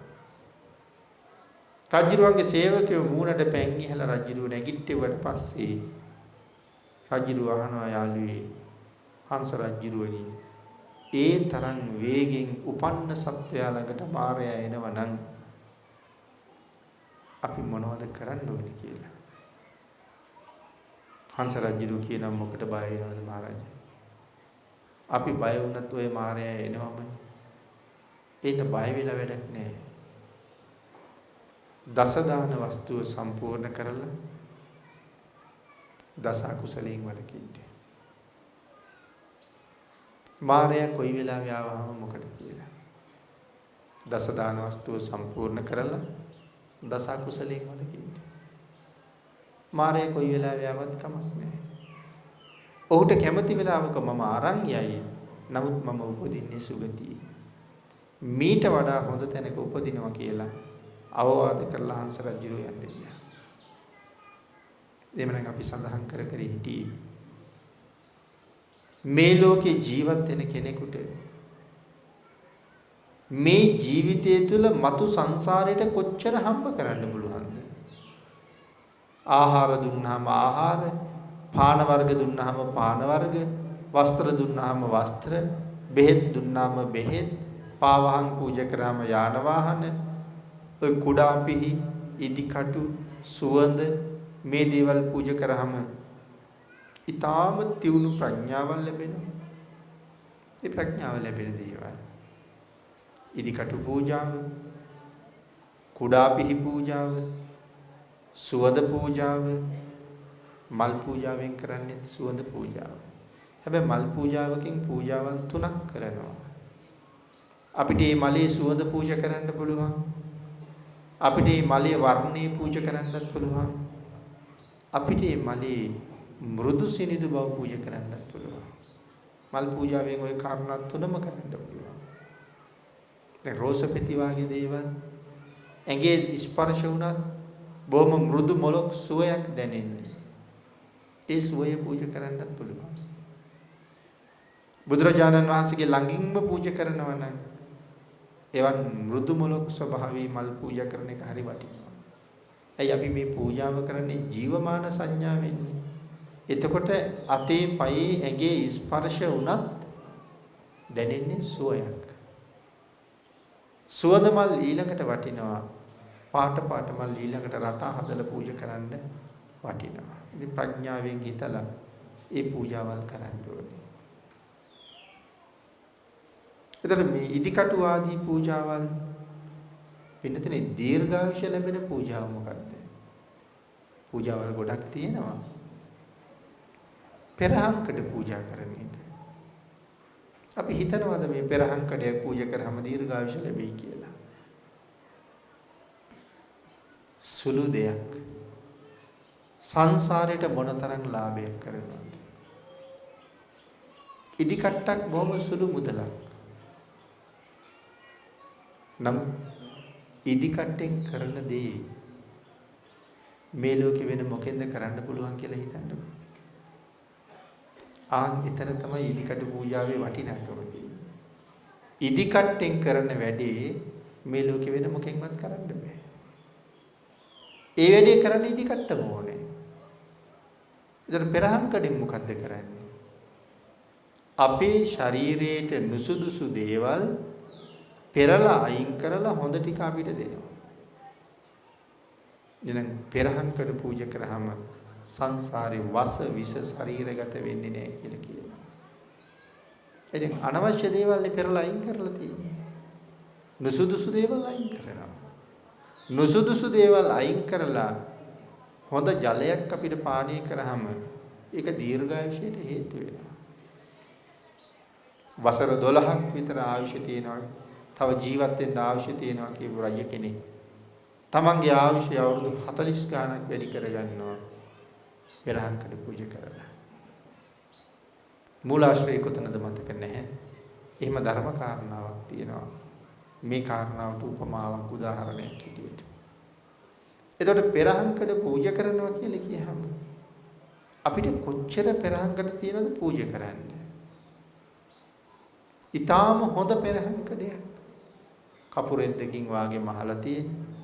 කිසිම අපද්‍රව්‍යයක් යන්නේ නැති හොඳම පෙරහංකඩ තියෙනවා. ඊට අමතරව මේ පෙරණ උපකරණ තමයි අපි නොයෙක් පෙරණ උපකරණ පාවිච්චි කරනවා. යකඩෙන් හදාපුවා මේ වගේ විවිධ දේවල්. ඒ විවිධ පෙරණ දරුවෝ පූජා කරන්නත් පුළුවන්. ඒතකොට විවිධ විදිහට ආනිසංස ලැබෙනවා. එතකොට මේ හැම පූජාවක්ම මේ සංසාර ගමනේ ලොකු දියුණුවක් සාර්ථකත්වයක් අපිට උදා කරලා දෙනවා. සිල්වත්, ගුණවත්, උතුමන් උදෙසා එහෙම පූජාවක් කරාම අති දීර්ඝ කාලයකට මේ සංසාර ගමනේ අපිට සැපයක් ගෙනල්ලා දෙනවා. ඒකයි සඳහන් කළේ වෛද්‍යවරයෙකුටවත් ඉංජිනේරුවෙකුටවත් ඊටත් වඩා විශාල වැටුපක් ලබන කෙනෙකුටවත් ලබන ආත්මයට රුපියලක්වත් ගෙනියන්න බෑ. මුළු ජීවිත කාලෙම බෙහෙත් එක්කම කටයුතු කරලත් ඊළඟ ජීවිතේට එක පැනඩෝල් පෙත්තක්වත් ගෙනියන්න පුළුවන් කමක් නැහැ. මම බෙහෙත්මයි දුන්නේ කියලා ඊළඟ ජීවිතේට නිරෝගීකම හම්බ කරන්න පුළුවන් කමක් නැහැ. මොකද පූජා බුද්ධියකින් නෙමෙයි දෙන්නේ. ඒක ආර්ථිකමය වශයෙන් දෙන්නේ. නමුත් බෙහෙත් පූජා කරලා තිබුණා නම් ඒකෙන් ලබන්න පුළුවන් මහා දෙවන්ත කුසලය. ආංගිකයි සඳහන් කළේ මේ ජීවිත කාලෙන් අපිට නිවන් දකින්නතුරු සංසාරයට මොන තරම් සාධාරණයක් කරගන්න පුළුවන්ද කියලා. මා පුණ්‍ය භායි කියන සූත්‍රයෙන් බුදුරජාණන් වහන්සේ දේශනා කළේ මහණෙනි පිනට බය වෙන්න එපා. මහණෙනි යමෙක් පින් රැස් කරනවා කියලා කියන්නේ සැප එකතු කරනවා කියන එකයි. සංසාරෙට සැප එකතු කරනවා කියන එකයි පින් රැස් කරනවා කියලා කියන්නේ. නමුත් ඕක තේරුම් ගන්න බැරි වෙච්ච අය පින් රැස් වෙන තැන් වලට කොච්චර එන්න කියලා කිව්වත් ඒගොල්ලෝ අර මේ ජීවිතේට ලැබෙන්න තියෙන ලෞකික සැපය වෙනුවෙන් වෙහෙසෙනවා මිසක් පරලෝ වෙනුවෙන් යමක් රැස් කරන්න එන්නේ නැහැ. බණක් අහන්න එන්න කීවත්, දානයක් දෙන්න යන් කියලා කීවත්, සීලයක් සමාදන් වෙන්න යන් කියලා කීවත්, එයයි කියන්නේ පුළුවන් වුණොත් එන්නම් කියලා. නැත්තම් එන්න බලන්නම් කියලා. එහෙම නැත්තම් කියන්නේ එන්න නම් අපි කැමති. ඉතින් කොහෙද විවේකයක් කියලා. ඒ කියන්නේ විවේකයක් ඇත්තෙම නෑ මේ ජීවිතවල. එතකොට මේ කට්ටිය ඇත්තටම කොයි කාලේ විවේක ගනීද? දැන් මේ පින්කමක් දහමක් මේ කිසි දෙයකට විවේකයක් නෑනේ. එතකොට මෙයාලට කොයි කාලේද විවේකයක් හම්බෙන්නේ? නිරේ තම ගන්න වෙන්නේ විවේකයක්. ඉතින් වෙන විවේක ගන්න මනුස්ස ලෝකේ කාලයක් නෑනේ. එන්න නම් කැමති කොහෙද විවේකයක් කියලා. ඉතින් එහෙනම් අපායේදී තමයි විවේක ගන්න වෙන්නේ. හැබැයි එහෙ විවේක නෑ. අතරක් හිඩසක් නැතුව අවුරුදු කෝටි ගණන් එක දිගට විඳවන්න තමයි. ආගික නිසා භාග්‍යතුන් වහන්සේ දේශනා කොට වදාලා ආහුත සංඛ්‍යාත දානයක් තියෙනවා මෙලොවින් දෙන විදිහට ඊළඟ ලෝකෙන් විපාක හම්බ වෙනවා. මෙලොවින් දුන්නාම පරලොවින් හම්බ වෙනවා. දෙන්නේ කොහොමද? දෙන විදිහට හම්බ වෙනවා. ඊළඟට සඳහන් කළේ අත්ති සුකට දුක්කටානං කම්මානං පලං විපාකෝ. ඔබෙත් මගෙත් මේ ජීවිතය ඇතුලේ අපි විඳින සැප දුක් දෙක මිශ්‍රව අපිට තියෙනවා. දෙකම මිශ්‍රයි. එතකොට යම් දවසක යම් කාරණාවක් කඳුළු පිරුණු මුහුණින් යුක්තව සිහිපත් කරන්න වෙනවා නම් ඒ හැම එකක්ම මොකක්ද? දුකක්. සිනහ මුසුව සිහිපත් කරන්න යමක් තියෙනවා නම් ඒ හැම එකක්ම ජයග්‍රහණයක්, යහපතක්, සැපතක්. එතකොට මේ ලෝකයේ සැප දුක කියන දෙක මිශ්‍රව අපිට ලැබෙන්නේ මොකක් නිසාද? අපි විසින් පෙර ජීවිතවල කරගත්ත කුසල ධර්මයන්ට අනුව. අත්ති සුකට දුක්ඛටානං කම්මානං පලං විපාකෝ. මෙලොව අපිට යහපත් කර්මත් විපාක දෙනවා, අකුසල කර්මත් විපාක දෙනවා. පෙර කරපු අකුසලයන් නිසා කඳුළු එක්ක සිහිපත් කරන්න වෙන දේවල් තියෙනවා. පෙර කරපු කුසලයන්ගේ බලය නිසා සිනහ මුසුව සතුටින් ආවර්ජනය කරන්න පුළුවන් යහපත් ප්‍රතිඵලක් තියෙනවා. එහෙනම් අද මේ ජීවිතයේ විඳින සැප දුක දෙකටම පෙර ජීවිතවල කරපු කුසල ධර්මයන්ගේ බලපෑමක් තියෙනවා. ඒක තමයි සම්මාදිට්ඨිය. මේ ජීවිතයේ උනත් කරන හොඳ නරක දෙක අපිට ඊළඟ ජීවිතවලදී විපාක හම්බ වෙනවා. ඊළඟට සඳහන් කළා අත්ති අයං ලෝකෝ මෙලවක් තියෙනවා. අත්ති පරෝ ලෝකෝ පරලොවක් තියෙනවා. හැමෝම පිළිගන්නේ නැහැ. මෙලවක් තියෙනවා, පරලොවක් තියෙනවා. සමහර අය කියනවනේ දිව්‍ය ලෝකෙත් මේකම තමයි. අපායත් මේකම තමයි. තිරිසන්ලු ඉන්නේත් මෙහෙම තමයි. මේ අමුතු ලෝක නෑ. කණ්ඩ බොණ්ඩ නැතුව, අඳින්න පළඳින්න නැතුව, නොයෙක් ලෙඩ රෝග හැදිලා, ගෙවල් දොරවල් නැතුව දුක් විඳ ඉන්න අය. ඒක තමයි අපාය. හොඳට කාලා බීලා යාන වාහන වල ගමන් කරලා හොඳට ඇඳලා පැළඳලා හරි සතුටින් ඉන්න අය. ඒක තමයි සුගතිය. එහෙම කතා කරන පිරිසක් නැද්ද? නමුත් ඒක මිත්‍යා දෘෂ්ටියක්. බුදුරජාණන් වහන්සේ මනාව දේශනා කොට වදාළා. මෙලොවක් තියෙනවා. මේ ලෝකේ ජීවත් වෙන අය කවදා හරි දවසක මේ ලෝකෙන් සමුගන්නවා. ආන්ගේ මෙලවින් සමුගත් අයට ගිහිල්ලා උපදින්න නිවන් දකින්නතුරු තවත් වෙනත් ලෝක තියෙනවා. ඔවුන් ආපහු මෙහෙම ඉපදෙන්නත් පුළුවන්. හැබැයි ඉපදෙනකොට තිරිසනෙක් වෙන්නත් පුළුවන්. ප්‍රේතෙක් වෙන්නත් පුළුවන්. එහෙම නැත්නම් මිනිස්සෙක් දෙවියෙක් වෙන්නත් පුළුවන්. එහෙම නැත්නම් ඔවුන් ගිහිල්ලා නිරයේ උපදින්නත් පුළුවන්. නිවන් දකින්නතුරු මේ උපදින එක නතර වෙන්නේ නැහැ. උපදුන සත්වයා මැරෙනවා. මැරෙන සත්වයා නැවත උපදිනවා. නමුත් මැරෙන්න නම් ඔවුන් කොහේ හරි ආපහු උපදින්න ඕනේ. ඔවුන්ට උපදින්න ලෝක ගොඩක් තියෙනවා. නරක, තිරිසන්, പ്രേත, අසුර. සතර අපායක් තියෙනවා උපදින්න. මේක නෙමෙයි අපාය. වෙනම අපාය තියෙනවා කියලා බුදුදහමේ බොහොම පැහැදිලිව බුදුරජාණන් වහන්සේ දේශනා කොට වදාළා. එතකොට පරලොව කවදා හරි ඒ ලෝක වලින් මරණයටපත් වෙන අයට උපදින්න මේ ලෝකේ තියෙනවා. මෙහෙන් මරණයටපත් වෙන අයට ගිහිල්ලා උපදින්න ඒ ලෝක තියෙනවා. මේ සක්වලෙන් සක්වලවල් 100,000 ගණක් ඈත සක්වලක උපදින්නත් පුළුවන්. දැන් අපි අපේ අය මැරුණාම අපි පින් කරලා පින් දෙනවනේ. ඉතින් ඇත්තටම අපේ කෙනා කොහේ උපදින්නේ නැද්ද? මේ සක්වලේම කොහේ හරි ඉපදෙන්නේ නැද්ද? දන්නේ මීට වඩා හුඟක් සක්වලවල් 100,000 ගණන් ඈත සක්වලක උපදින්නත් පුළුවන්. අපි දෙන පින් ඔහුට ලැබෙයිද නැද්ද? ඒක නිසා මෙලව පරලොව කියලා දෙකක් තියෙනවා.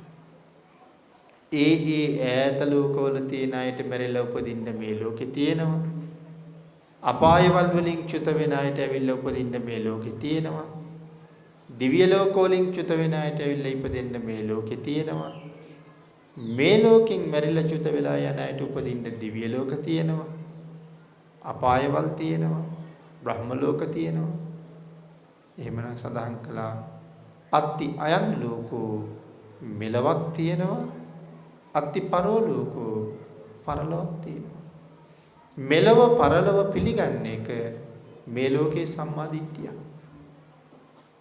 බුදුරජාණන් වහන්සේ දේශනා කරපු නිසා අපි කාටවත් ඒක බැහැර කරන්න බෑ. ඊළඟට සඳහන් කළා අත්ති මාතා අත්ති පිතා අම්මා තාත්තා කියලා මේ ලෝකේ විශේෂ දෙන්නෙක් ඉන්නවා. ඉතින් ඕක 아무තුවෙන් කියන්න දෙයක්ද?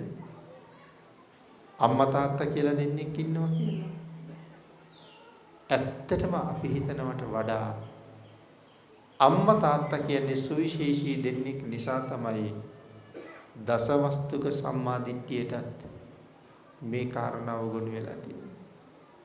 අම්මා තාත්තා කියලා කියන්නේ මේ ලෝකේ විශේෂිත පුද්ගලයෝ දෙන්නෙක්. ඒක හැබැයි හුඟක් දෙනා තේරුම් ගන්නේ නෑ. ඒ දෙන්න විශේෂ දෙන්නෙක් කියන කාරණාව ඉගැන්වුවේ බුදුරජාණන් වහන්සේ විතරයි. විශ්වයට අම්මා තාත්තා විශේෂ දෙන්නෙක්. අම්මා සහ තාත්තා විශේෂ දෙන්නෙක් කියන කාරණාව අපිට කියලා දුන්නේ බුදුරජාණන් වහන්සේ. එතකොට මේ දෙන්න විශේෂ වෙන හැටි පින්නතනේ ප්‍රධාන වශයෙන් මේක අවබෝධ කරන්න තියෙන තැනක්. අපේ අය දන්නවා ආනන්තරීය පාප කර්ම. මොනවද ආනන්තරීය කර්ම කියලා කියන්නේ? න අන්තරීයයි. ඒ කියන්නේ අතරක් නැවැත්මක් නැහැ. ආනන්තරීය කර්ම පහක් තියෙනවා. මේ පහෙන් එකක් හෝ යමෙක් තමන්ගේ ජීවිත කාලය තුල කරගෙන තියෙනවා නම් කොයි පින්කම් කළත් මරණයත් එක්කම ඔහු අවීචියේ උපදින එක නවත්තන්න සමත් කෙනෙක් නැහැ. ඒකයි කියේ අතරක් නැහැ න අන්තරීයයි. ඒ කාන්තෙන් අවීචිය ඔහුට උරුමයි. එතකොට මේ ආනන්තරීය කර්ම වල පළවෙනි එක සංඝ ભેදය. පළවෙනි එක සංඝ ભેදය. කෙනෙක් හිතන්න පුළුවන් බුදුරජාණන් වහන්සේගේ ශරීර ධාතුවේ ලේසලවීම නෙමේද පළවෙනි එක කියලා. ඒක ධර්මයේම සඳහන් කරනවා ඒක නෙමෙයි පළවෙනි එක කියලා. එහෙනම් පළවෙනි එක වෙන්නේ සංඝ ભેදය. ඇයි සංඝ ભેදයේ පළවෙනි එක වෙන්නේ? සංඝ ભેදයේ පළවෙනි එක වෙන්නේ මහා කල්ප අසංඛ්‍ය 4.1 පාරමිතා පිරුවේ බුද්ධත්වයේ ලැබලා අවුරුදු 45ක බුද්ධ කෘත්‍යයක් සිද්ධ කරලා මේ ලෝකෙන් සමුගන්න විතරක් නෙමෙයි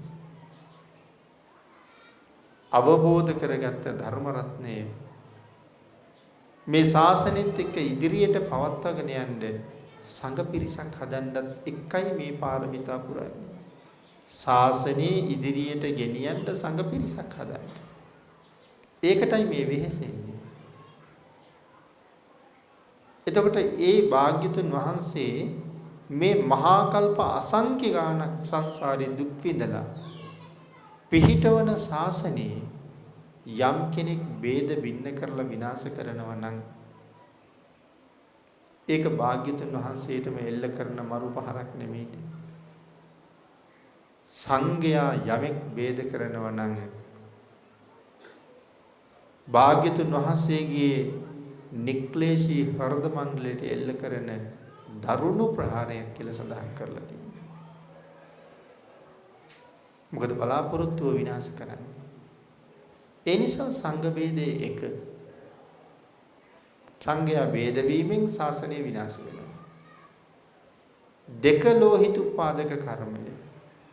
බුද්ධ ශරීරයේ ලේසල වීම. තුන රහතන් වහන්සේ නමක් ඝාතනය කිරීම.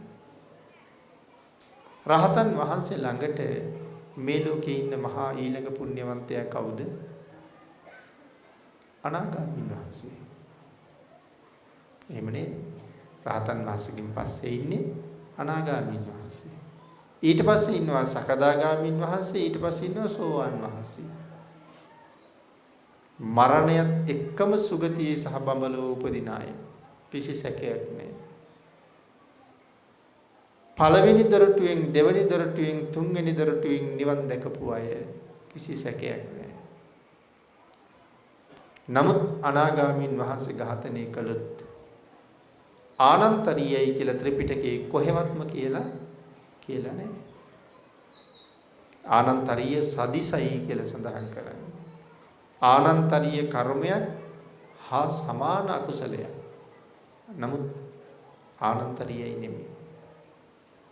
ඒ වුණාට අපේ අම්මට තාත්තට සමහරලාට තවම තිසරණත් නෑ වෙන්න පුළුවන්. පන්සිල් රකින්නෙත් නැතුව ඇති. නමුත් එවන් අම්මා ඝාතනය කළොත් ආනන්තරීයයි. දැන් තේරෙනවද ගැඹුර කොච්චරද කියලා? අනාගාමීන් වහන්සේගේ ඝාතනය ආනන්තරීය නැහැ. තිසරණයි පන්සිලුයි නැති අම්මා ඝාතනය කළත් ආනන්තරීයයි.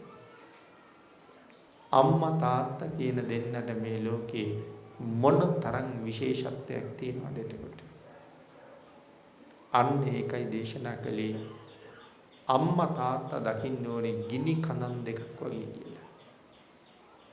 ගිනි කඳක් ගාවට ලං වෙන්න බයක් නැති වෙන්නේ. ඈත ඉඳලා බලනකොට බයක් නැහැ. ලං වෙන්න බයයි.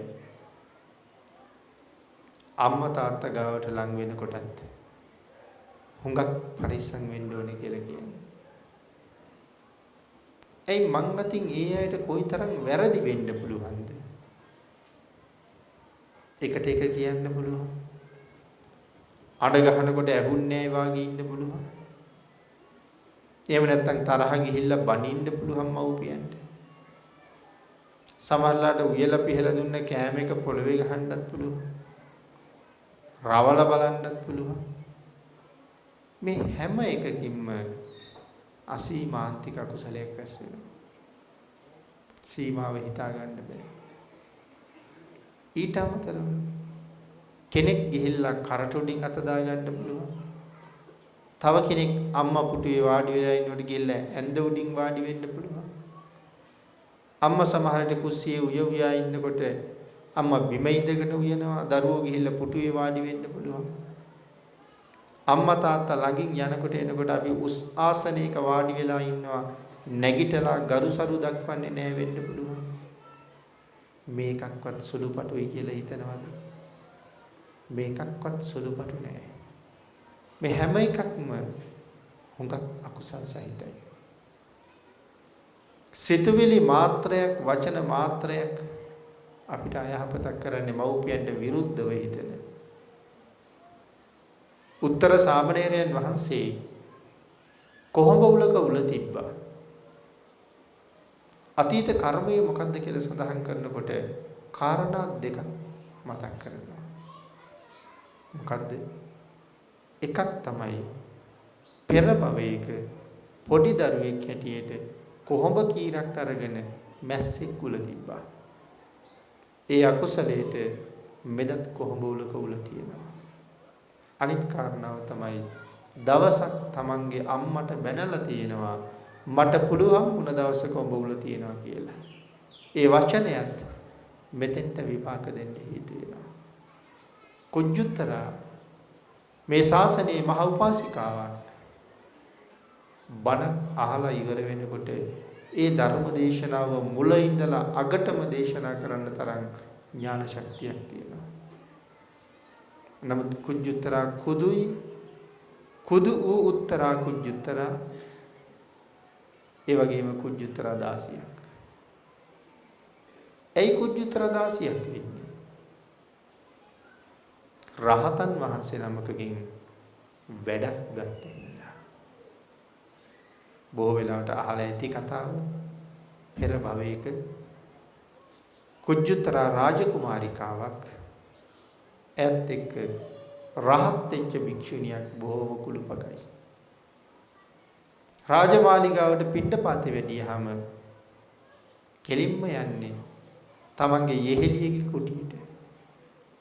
එක දවසක් යනකොට ඇය නාගෙන ඇවිල්ලා හිස පීරනවා, අඳුන් ගල්වනවා, ඇඳුම් අඳිනවා. කැඩපත දිහා ඇය බලාගෙන ඉන්නකොට ඇය දැක්කා දොරෙන් රහතන් වහන්සේ එනවා. රාත් මෙහෙණින් වහන්සේ. ලෙන්ගතුකම වැඩි වෙච්චාම හුඟක් වෙලාවට අකුසල් වැඩි වෙනවා. ඒ නිසා ගරු කළ යුතු අය ඇසුරු කළ යුත්තේ ගෞරවනීය විදිහටමයි. ලං වෙන්න ගෞරවනීය බව අඩු වෙනවා. සම්බානකෝ පන්සලට ආවත් ස්වාමින් වහන්සේත් එක්ක දැන හැඳුරුම්කම වැඩි වෙලා ළඟ ඇසුරකට ආවට පස්සේ ඒ පුජ්‍යලයේ තිබුණ අර බය පක්ෂපාතී බව අඩු වෙලා යනවා. නම් සිහිය ප්‍රඥාව තියන අය කවදාවත් එහෙම කරගන්නේ නෑ. මේ මම කවුද මේ කවුද කියන එක නිතරම සිහිය තියෙනවා. සමහරවිට කමතක වෙනවා. ඉතින් ඒ වගේ අර රාජකුමාරිකාවත් රහතන් වහන්සේට සඳහන් කළා ඔය ඇඳ උඩ තියෙන මගේ පණව දෙන්න කියලා.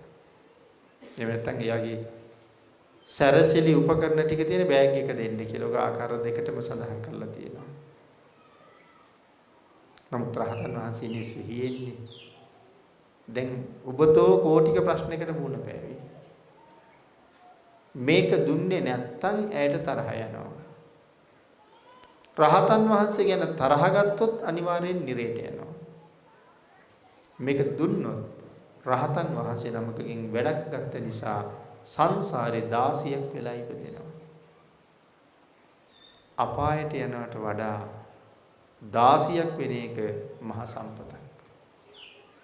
ඒ හිඳ දුන්නා අපායෙන් බේර ගන්න. ඒ වැඩි ගත්ත නිසා තමයි 16ක් වෙලා ඉපදෙන්නේ. ඕක ඊළඟට ආදේශ කරන්නේ කොහොමද?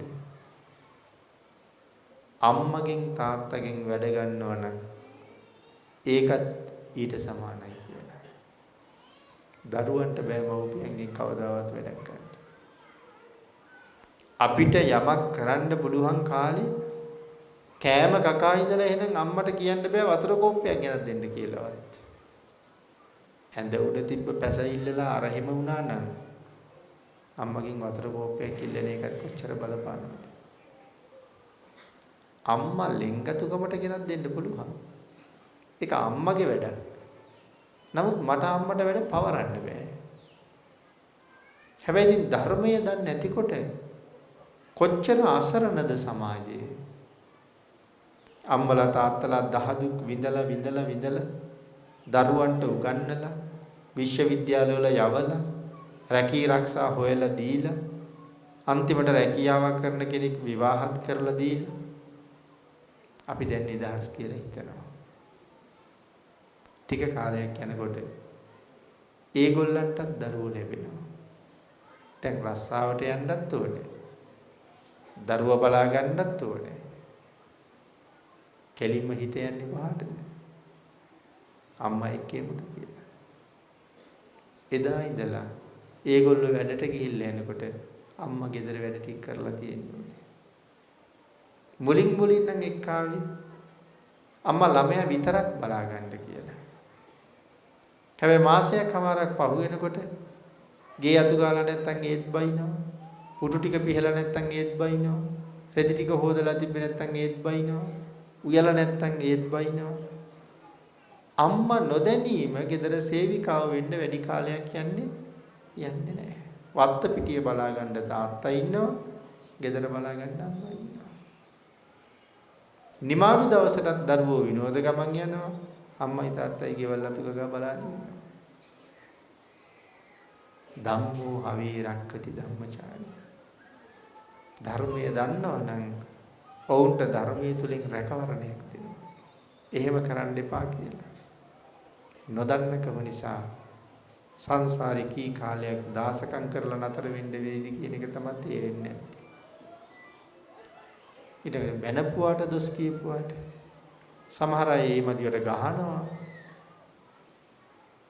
නමුත් දසවස්තුක සම්මාදිට්ඨිය පැහැදිලි කළා අම්මා තාත්තා කියලා විශේෂ දෙන්නේ මේ ලෝකේ ඉන්නවා. ඒක පිළිගන්න ඕනේ. ඊළඟට දේශනා කළා ඕපපාතික සත්වයෝ කියලා જાතියක් ඉන්නවා. කවුද ඕපපාතික සත්වයෝ කියලා කියන්නේ? මවකගේ පියෙකුගේ සම්බන්ධතාවයක් නැතුව පහළ වෙන අය. මිනිස්සු අතරත් එහෙමයි ඉන්නවා. අපේ ශාසනයෙන් එහෙම කෙනෙක් ගැන සඳහන් කළොත් කවුද? අම්බපාලි. ඒ අම්බපාලි ප්‍රාර්ථනාවක් කළා මව් කුසේ නම් උපදින්න එපාය කියලා. කොයි කාලෙද ওই ප්‍රාර්ථනාව කළේ? කාශ්‍යප බුදුරජාණන් වහන්සේගේ කාලේ. කාශ්‍යප බුදුරජාණන් වහන්සේගේ කාලේ අම්බපාලි භික්ෂුණියක්. නමුත් ඒ ශාසනයෙන් අරහත්ත්වයට දක්වා යන්න බැරි වුණා. හොඳට සිල් ගුණ ආරක්ෂා කරපු භික්ෂුණියක්. තමන්ගේ වත්පිළිවෙත් මනාව සම්පූර්ණ කළා. ඒ වත කර කර සිල් රැක රැක ප්‍රාර්ථනා කළා මව් කුසේ නම් උපදින්න එපා කියලා. ඇයි මව් කුසේ උපදින්න එපා කියන්නේ? අම්මගේ කුසේ අපායවල් ගණනාවක දුකට සමාන දුකක් තියෙනවා කියලා අභිධර්ම පිටකේ ජාතිපි දුක්ඛ විස්තර කරන තැන පැහැදිලි කරනවා. මව් කුසේ ගත කරන කාලය ලෝකාන්තරික මහ නිරේ ඉන්න කාලයක් වගේ කියලා සඳහන් කරනවා. ඒ ලෝකාන්තරික මහ නිරේ මොකද්ද තියෙන විශේෂත්වය? විශේෂත්ව කීපයක් තියෙනවා. එකක් තමයි කවදාවත් ලෝකාන්තරික නිරේට ඉරේලියවත් හඳේලියවත් වැටෙන්නේ නැහැ. අයිස් තමයි මිදිලා තියෙන්නේ. කෑලි කපන්න තරම් කරුවලයි. නිරිසත්තු කෝටි ගණන් මේ නිරේ දුක් විඳිනවා. එළියක් නැහැ. අයිස් මත වැටිලා පිච්චෙනවා.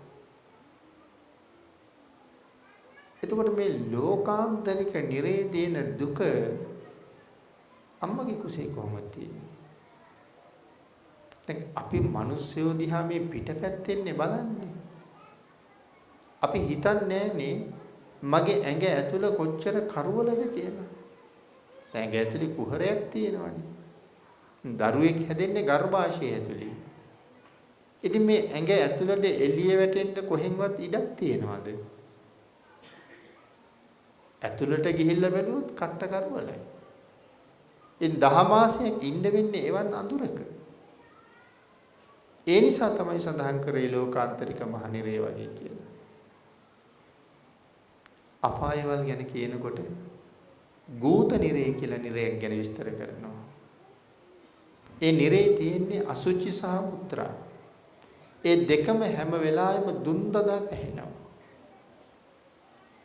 පුදුමාකාර දුර්ගන්ධයි. ඒක සඳහන් කරලා තියෙනවා. ගූත නිරේ දුර්ගන්ධය මනුලවට හැමුවොත් මෙහි ඉන්න සත්වයන්ගේ ඔළුව පුපුරනවා කියලා. දැන් අපිට සාමාන්‍යයෙන් තද දුර්ගන්ධයක් දැනුනොත් ඔළුවේ කැක්කම හැදෙනවනේ. ඉතින් එතකොට මේ නිරේ දුර්ගන්ධයේ සත්ත්ව ලෝකයට આવොත් ඔළුව පුපුරනවා කියලා කියන්නේ. සියලු සත්වයන්ගේ. එතකොට ඒ ගූත නිරය කොහොම දුර්ගන්ධද? අම්මගේ කුස ඇතුළත් ඒ තරම් දුර්ගන්ධයි කියලා කියන්නේ. ඒ පැසුණු ආහාර, නොපැසුණු ආහාර ආමාශෙත් තියෙනවා. බඩවැල් වලත් තියෙනවා. ලේ, සෙම, සැරව, කෙල, සොට්ටු මේ ඔක්කොම තියෙනවා. ගර්භාෂයේ ඉස්සරහ පැත්තෙන් අම්මගේ මුත්‍රාශය තියෙනවා. ගර්භාෂයේ අනික් පැත්තෙන් මහාන්තරයේ අග කෙරවල තියෙනවා. අඟල් 10ක් විතර ප්‍රමාණයේ මල පහ තමයි එකතු වෙලා තියෙන්නේ. එතකොට මලයි මුත්‍රායි දෙකම දෙපැත්තෙන් තියෙනවා. අර පැසුණු නොපැසුණු ආහාර ආදී දුර්ගන්ධය සමහර වෙලාවට ඒ ඇතුළ කොච්චර දුර්ගන්ධද කියන එක මිනිස්සුන්ට දැනෙන වෙලාවල් තියෙනවා. වාත පිටවීමෙන් දුර්ගන්ධය දැනෙනවා. මුඛයෙන් දුර්ගන්ධය දැනෙනවා. මේ ඔක්කොම ඇතුළේ තියෙන දුර්ගන්ධයනේ. එහෙනම් ගූත නිරය වගේ පරම දුර්ගන්ධයක තමයි මාස 10ක් විතර ඉන්නේ. මාස 10කට ආසන්න කාලය. අම්මා කෑම කනකොට, අම්මා කැඳ බොනකොට, අම්මා තේ බොනකොට ඇතුලේ ඉන්න දරුවෝ තැම්බෙනවා. කියා ගන්න බැරි වේදනාවක්. ඉතින් මේ ඇඟ ඇතුලේ මොන උණුසුමක් තියෙනවද? ඉතින් අපි ආයේ උණුසුම් දේවල් ඇතුළට දැම්මහම ඇතුලේ උණුසුම දෙගුණ තෙගුණ වෙලා දහදිය විසි කරනවා එළියට. ඇතුලේ ඉන්න කෙනා කොහොම ඉන්නවද? ආගේ ඉඳ මහ නිරේක වගේ 1000ක් තියෙනවා. මේ වාගේ තව කරුණු ගණනාවක් පැහැදිලි කළා. ඉතින් ඒ තරම් දුකක් මාතෘ ගර්භයේ තියෙන නිසා තමයි ඇය ප්‍රාර්ථනා කරන්නේ මව් කුසේ උපදින්න එපා කියලා. ඒක නිසා ඕපපාතික උපතක් ලැබනවා අඹ ගහක් මුල. ඒක නිසා තමයි අම්බපාලී කියලා නම තියෙන්නේ. එතකොට කෙනෙක් හිතන්න පුළුවන් ඕපපාතිකව ඉපදුනහම කිරිදරුවෙක් කවුද බලාගත්තේ කියලා. ඕපපාතිකව උපදිනකොට කිරිදරුවෝ උපදින්නේ නැහැ. කාන්තාවක් උපදිනවා නම් 16 හැවිරිදි වයසේ තරුණියක් වගේ එකපාරම පහළ වෙනවා. පුරුෂයෙක් නම් 20 වයසේ තරුණයෙක් වගේ එකපාර පහළ වෙනවා. තවන්ට එතන ඉඳලා තනියම ජීවත් වෙන්න පුළුවන් විදිහටයි උපදින්නේ. මොකද අම්මෙන් තාත්තෙක් නැති හින්දා. දෙවියෝ උපදින්නෙත් ඒ වගේම ඕපපාතිකව. නිරයේ උපදින්නෙත් ඒ වගේම ඕපපාතිකව. සමහර තිරිසන් සත්තුත් කර්මානුරූපව මවික් පියෙක් නැතුව ඉපදලා ඉන්න බව දකින්න ලැබෙනවා. එහෙමනම් මේ ලෝකේ ඕපපාතික සත්වයෙක් ඉන්නවා. ඒක පිළිගන්න ඕනේ. අවසාන කාරණාව මේක තමයි මෙතන තියෙන විශේෂම කාරණාව. අවසාන කාරණාවේ සඳහන් කළා අත්ති ලෝකේ සමන බ්‍රාහ්මනා සම්මා පටිපන්නායේ ඉමංච ලෝකං පරංච ලෝකං සයං අභිඤ්ඤා සච්චිකත්වා පවේදින්ති. මේ ලෝකේ ඊ타ත්ම කලාතුරකින් පහළ වෙනවා. සමහර අය ඇස් දෙකෙන් බලන දේවල් ඇහෙන් බලන්නේ නැතුව අවබෝධ කරන්න පුළුවන් අය. සමහර අය කන් දෙකෙන් අහන දේවල් කනින් අහන්න නැතුව අහන්න පුළුවන් හැකියාව තියෙන අය. දිව්‍යමය ඇස්, දිව්‍යමය කන්, ඒ කියන්නේ අපිට ඇහෙන්නේ නැති දේවල් අහන්න පුළුවන්. අපිට පෙනෙන්නේ නැති දේවල් බලන්න පුළුවන්. සමහර වෙලාවට ඒ බැල්ම මසසින් නැතුව මනසින් හරියටම දකිනවා. මේ කණෙන් නැතුව දිව කණෙන් හරියටම අහනවා. එහෙම පිරිසක්, එහෙම අය ඊ타ත්ම කලාතුරකින් ලෝකෙ පහළ වෙනවා. ඉතින් මේ කාරණාව විස්තර කරනකොට මේ ලෝකේ කිසිම කෙනෙකුට නැති ඥාන ශක්තියක්, මේ ලෝකේ කිසිම කෙනෙකුට නැති රූප සම්පත්තියක්, මේ ලෝකේ කිසිම කෙනෙකුට නැති දේහ සම්පත්තියක්, මේ ලෝකේ කිසිම කෙනෙකුට නැති ඊර්ධි සම්පත්තියක්, මෙවන් උතුම් සම්පත් වලින් යුක්ත කෙනෙක් ලෝකේ පහළ වෙනවා. හැබැයි ඊටාම කලාතුරකින් පහළ වෙන්නේ. ඒතර මේ කවුරු ගැනද මේ කියන්නේ? රහතන් වහන්සේලාත් එහෙමයි ඉන්නවා. අභිඥාලාභීන් ඉන්නවා. නමුත් මෙතන මේ විශේෂයෙන් කතා කරන්නේ බුදුරජාණන් වහන්සේ ගැන. රහතන් වහන්සේලා බිහි වුණෙත් බුදු කෙනෙක් නිසා. අභිඥාලාභීන් මේ සම්මාදිට්ඨිකව අභිඥා ලැබලා නොඑක් 이르දි ප්‍රාතිහාරයන් දක්වන තැනට ආවෙත් ලෞතර බුදු කෙනෙක් නිසා. මේ ලෝකේ සියල්ලන්ට මෙහෙලින් හැමෝම අභිභවනය කරන ඥාන ශක්තියකින් රූප ශක්තියකින් අනික හැම දෙයින්ම උත්තරීතර වූ සම්මා සම්බුද්ධ නම් කෙනෙක් උතුමෙක් මහා ශ්‍රේෂ්ඨයන් වහන්සේ නමක් විශ්ව ධාතුවේ පහළ වෙනවා. නමුත් එවන් වූ බුදුරජාණන් වහන්සේගේ තියෙන විශේෂත්වයන් මේ ලෝකේ බොහෝ දෙනාට අදත් පිළිගන්න අමාරුයි. අදත් බුදුරජාණන් වහන්සේ ගැන අපිට කොච්චර සැක උපදිනවද? අන්න ඒක නිසා තමයි බුදුන් සරණ යන්න මෙච්චර අමාරු. කොච්චර දේවල් ගැන සැකයිද? බුදුරජාණන් වහන්සේගේ කාය ශක්තිය සැකයි. බුදුරජාණන් වහන්සේගේ ඥාන ශක්තිය සැකයි. බුදුරජාණන් වහන්සේගේ රූප ස්වභාවය සැකයි. බුදුරජාණන් වහන්සේගේ දෙතිස් මහා පුරුෂ ලක්ෂණ ගැන සැකයි. මේ වාගේ මිනිසුන්ට කොච්චර සැක තියෙනවද? බුදුරජාණන් වහන්සේ පිළිගන්නවද කියලා ඇහුවොත් ඔව් කියනවා. කරුණු දක්වලා ඇහුවොත් මේකත් පිළිගන්න පුළුවන්ද කියලා නිශ්ශබ්ද වෙනවා. ඒක සැකයි. බුදුරජාණන් වහන්සේගේ ඥාන ශක්තිය. ඒ ඥාන ශක්තියට අපි මොකක්ද කියන්නේ? සර්වඥතා ඥානය. ඒ සර්වඥතා ඥානය කියලා කියන්නේ මේ ලෝකේ නොදන්න දෙයක් තියෙනවද? මේ ලෝකේ නොදන්න කිසිම දෙයක් නෑ. මේ විශ්වය තුල යම් දෙයක් තියෙනවද? ඒ හැම දෙයක් පිළිබඳවම දන්නවා. එක සත්වයක් අරගත්තොත් ඒ සත්වයාගේ සසර පටන් ගත්ත කාලේ ඉඳලා ඔහු කවදා හරි නිවන් දකින જાතිය දක්වාම ඔහු පිළිබඳව ඔහු නොදන්නා දේවල් පවා බුදුරජාණන් වහන්සේ දන්නවා. මොනවද ඔහු පිළිබඳව ඔහු නොදන්නාදී? අපි කියමු තව විනාඩි 5කින් මේ ඉන්න කෙනෙකුට භාග්‍යතුන් වහන්සේගෙන් ඇහුවොත් කෙනෙක් පෙන්නලා මෙයාට තව විනාඩි 5කින් උපදින සිතුවිල්ල මොකද්ද කියලා. දැන් මට තව විනාඩි 5කින් ඇති වෙන සිතුවිල්ල මම දන්නේ නැන්නේ. නමුත් ඒක බුදුරජාණන් වහන්සේ දන්නවා. ඒ ඇති වෙන්නේ රාගසිතක්ද?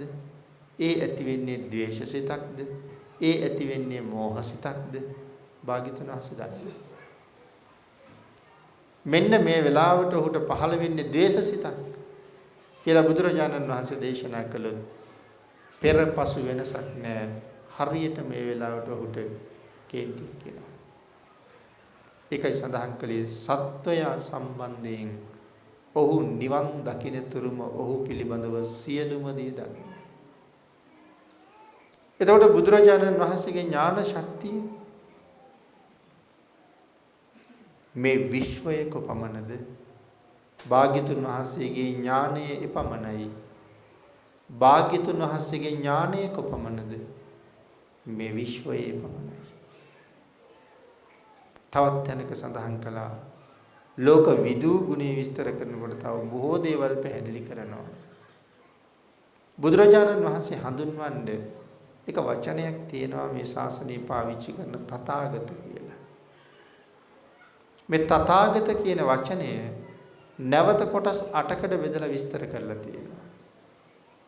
ඒකේ පස්වෙනි කාරණාව තමයි තත දස්සිතාය තථාගතෝ. මොකද්ද මේ තත දස්සිතාය තථාගතෝ කියලා කියන්නේ? මේ ලෝකයේ සත්වයන් පිළිබඳව දැන ගැනීමට තියෙන හැකියාව. පුද්ගලයෙක් ගත්තාම සමහර කෙනෙක් බුදුරජාණන් වහන්සේට වඳිනකොට බුදුරජාණන් වහන්සේ දන්නවා මේ ඇත්තටමද වඳින්නේ? මේ ශ්‍රද්ධාව නිසාද වඳින්නේ? එහෙම නැත්නම් බලාගෙන ඉන්න අයට පේන්න ඕන හින්දාද වඳින්නේ? මේ හඬ නගලා ගාථා කියන්නේ ශ්‍රද්ධාවෙන් හින්දාමද? නැත්නම් මම ශ්‍රද්ධාවන්තයි කියලා අසල්වැසියෝ දැනගනිත්වා කියලා උන්ට ඇහෙන්නද? මගේ හිතේ තියෙන වංචනික කාරණා ඔක්කොම බුදුරජාණන් වහන්සේ දන්නවා.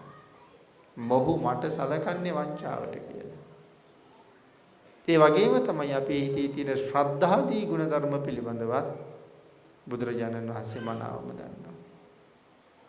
ඒ ඥානය දෙසින් නිමක් නෑ ඥාන ශක්තිය. ඊළඟට රූප సౌందර්යය. දැන් අපේ ඇඟේ හැමේ පාට ගැන කල්පනා කරලා ලෞතර බුදුරජාණන් වහන්සේ රන්වන් පාටයි කියලා කිව්වොත් අපිට ඒ රුව මවා ගන්නවත් තේරෙන්නේ රන්වන් පාටයි. අපිට අනුමාන කරන්න පුළුවන් මේ පාටයි කියලා. මොකද රන්වන් පාටයි කියලා සඳහන් කළා. මේ අපි ගාව තියෙන රත්තරන් වල පාටක් නෙමෙයි කියලා නේ තියෙන්නේ. එහෙනම් අපි ගාව තියෙන රත්තරන් වලට අමතරව ලෝකේ තවත් වෙනත් රත්තරන් තියෙනවද? රත්තරන් වර්ග කීපයක් තියෙනවා ලෝකේ. සමහර වර්ගයකට සඳහන් කළා සිංගී සුවන්න කියලා. අඟක් වගේ හැදෙන රත්තරන්. හටක කියලා જાතියක් තියෙනවා. පර්වතවල හැදෙන රත්තරන්. ඊට අමතරව ජාත රූප කියලා જાතියකුත් තියෙනවා. එතකොට භාග්‍යතුන් වහන්සේගේ වර්ණය මොන වගේද? භාග්‍යතුන් වහන්සේගේ වර්ණය ජාත රූප වර්ණයි කියන සඳහන් කරන්නේ. දැන් අපි ගාව තියෙන හුඟක් පොළවෙන් ගත්ත රත්තරන්. ඉතින් කූඹි විසින් එකතු කරන ලද රත්තරන්, පර්වතවල හැදෙන රත්තරන්, අඟක් වගේ හැදෙන රත්තරන් සහ සාගරයේ හැදෙන රත්තරන්. ජාත රූප කියලා කියන්නේ සාගරයෙන් ගොඩ ගන්න රත්තරන් වලට. හැබැයි ජාත රූප අදත් ලෝකේ තියෙනවා. තියෙනවා කියලා සඳහන් කරනවා. ඊතා දක්ෂ කිමිදින් කරු සාගරේ කිමිදිලා ජාත රූප ගොඩ ගන්නවා කියලා. ඉතින් ජාත රූප කොයි වගේද කියලා අපි දැකලා නැහැ. ජාත රූප තමයි හොඳම රත්තරන්. භාග්‍යතුන් වහන්සේගේ ශරීර වර්ණය ජාත රූප වල වර්ණයි කියලායි සඳහන් කරන්නේ. නමුත් ඉතින් ඒ රන්වන් වූ ශරීරය අපිට හරියටම තේරුම් ගන්නවත් බෑ. චීවර ධාතුව සුරක්ත වර්ණයි කියලා සඳහන් කරලා තියෙනවා. රන්වන් වූ සිරුර වහගෙන තියෙන චීවර ධාතුව තද රතු පාටයි කියලා සඳහන් කරන්නේ. සුරක්ත වර්ණයි රක්ත වර්ණයි නොකිය සුරක්ත වර්ණයි කියලා කියන්නේ ඒ නිසා. අතුම රතු චීවරයක් භාග්‍යතුන් වහන්සේ දරලා තියෙනවා. ඊළඟට බුදුරජාණන් වහන්සේගේ කාය ශක්තිය සැක උපදින්න හේතු වෙන තවත් තැනක්. පියවි කාය ශක්තිය කොච්චරයි කියලාද සඳහන් කරේ. මිනිස්සු කෝටි 10000ක ශක්තිය. නිකන් හිතන්නකො පිළිගන්න බලුවන්ද කියලා. මිනිස්සු කෝටි 10000ක ශක්තිය පියවි කයේ ශක්තිය. අපිට සැක උපදිනවා එතකොට. මේ තමයි පිළිගන්න අමාරු තැන. ඒක තමයි සඳහන් කරන්නේ බුදුරජාණන් වහන්සේ ගැන නම් පිළිගන්නවා. නමුත් ඔය වගේ දේවල් නම් පිළිගන්න බෑ කියලා.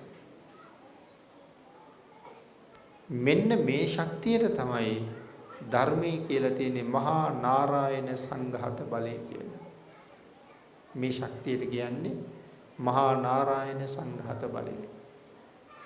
මොනව නිසා මෙහෙම ශක්තිය ලැබෙන්න ඇද්ද කියන කාරණාව කල්පනා කළොත් සැක උපදින්නේ නැහැ. එහෙම නැත්නම් ධර්මයෙන් මිනිස්සු කෝටි 10000ක ශක්තිය තිබුණා කියලා කිව්වොත් සැක උපදින්න පුළුවන්. මූලාශ්‍රයක හොයන්න ඕනේ එහෙම ශක්තිය ලැබෙන්නේ කොහොමද කියලා. දරන්දි මිත්‍රයෝදයාගේ ශක්තිය මිනිස්සු කෝටි 100කට වඩා ශක්තිමත් කියලා නේ කියන්නේ. උපෝසත කුලයේ ඇතෙක් එක්ක පොර බදලා ඒ ඇතු පරාජය කරන්න පුළුවන් වුණා ලොකු පොරයකින් තොරව. එතකොට උපෝසත කුලයේ ඇතෙකුගේ ශක්තිය මිනිස්සු කෝටි 100ක ශක්තිය.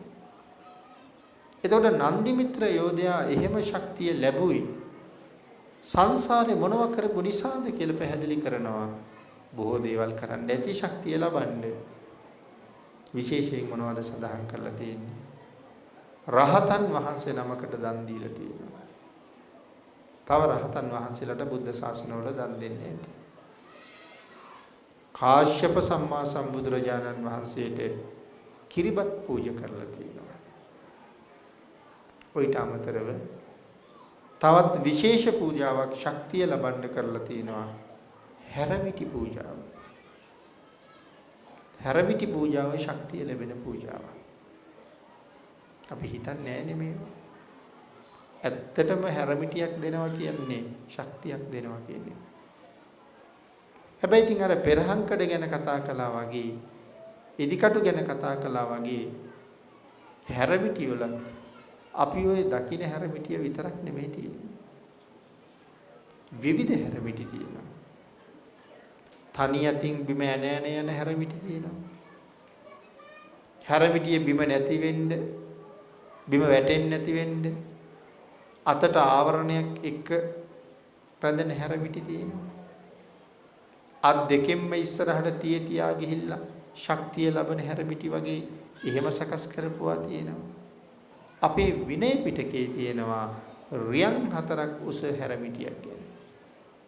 රියන් 4ක් උසයි. ඒ හැරමිටිය කඳු නගින්න හරි පහසුයි.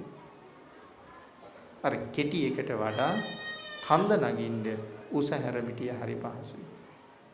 සතෙක් සිව්පාවෙක් ඉදිරියට කරදරයක් කරන්න ආවත් හැරමිටිය වනලා ආරක්ෂාවක් හදාගන්න ඒ හැරමිටිය දිගයි. මේ වගේ විවිධ හැරමිටි තියෙනවා.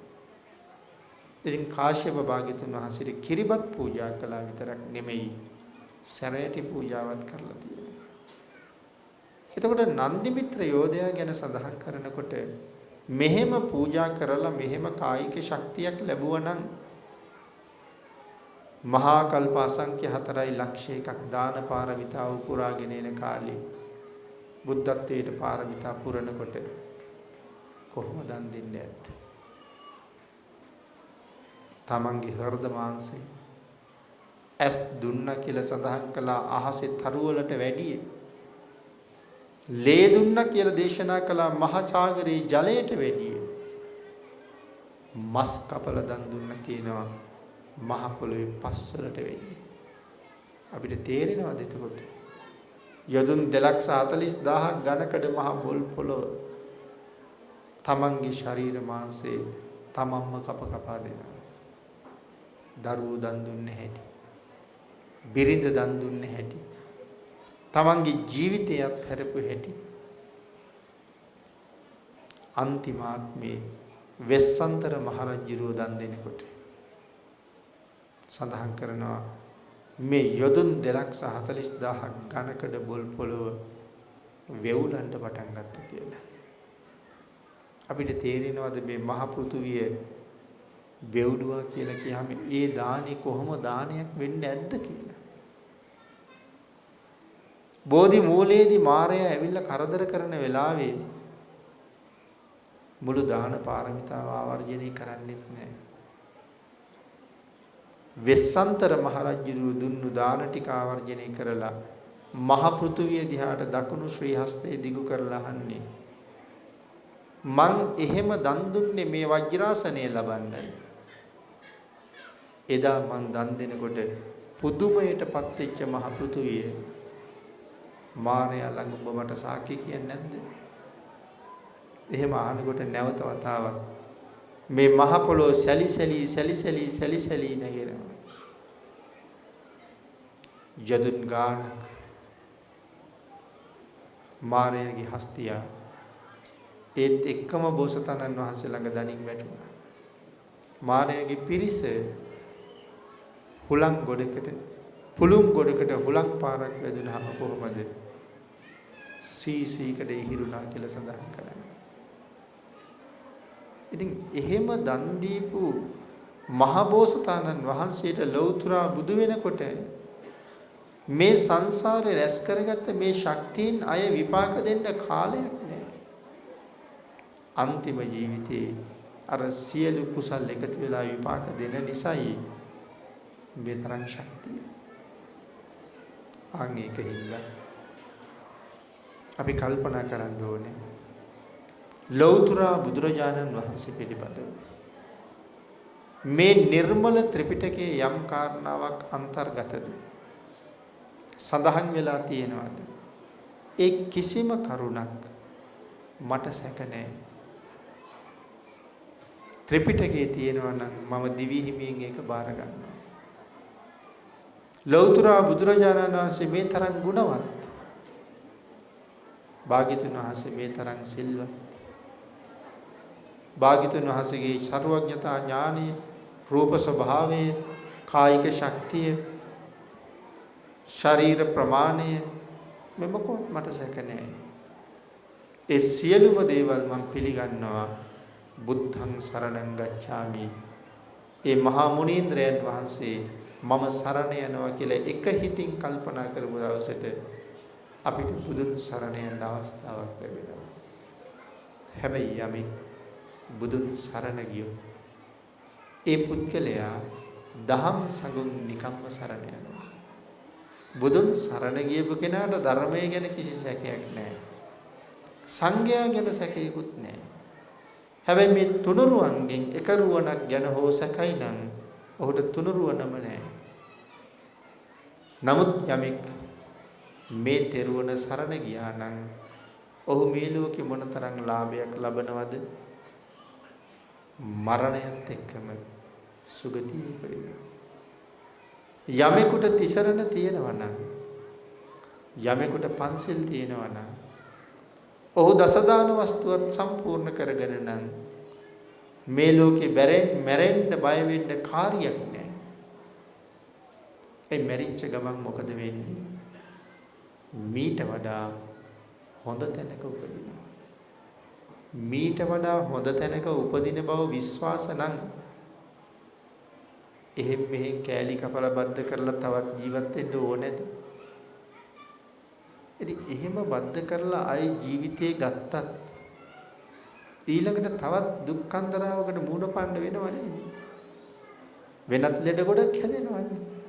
ඉතින් මෙතනින්ම ජීවිතේ ඉවර කරාම මීට වඩා හොඳ තැනක නම් උපදින්නේ මොන තරම් ශ්‍රේෂ්ඨ වැඩපිළිවෙලක් මගක්ද බුදුරජාණන් වහන්සේ මේ පෙන්නලා තියෙන්නේ. භාග්‍යතුන් වහන්සේගේ කීකරු වීම මේ සංසාරෙම සුවපත් වීමයි. යමෙකුට බුදුරජාණන් වහන්සේගේ සරණ නැත්නම් ඔහු මේ ලෝකේ අන්ත අසරණයි. යමෙකුට භාග්‍යතුන් වහන්සේගේ සරණ තියෙනවා නම් ඔහු තරම් පොහොසතෙක් මේ ලෝකේ තව නැහැ. ඇදුම් පැළඳුම් කෑම බීම ගෙවල් දොරවල් හිග වෙන එකත් එක්තරා අසරණකමක් තමයි. නමුත් ඒ සියලු අසරණකම් යටයි භාග්‍යතුන් වහන්සේගේ සරණ තියෙනවා.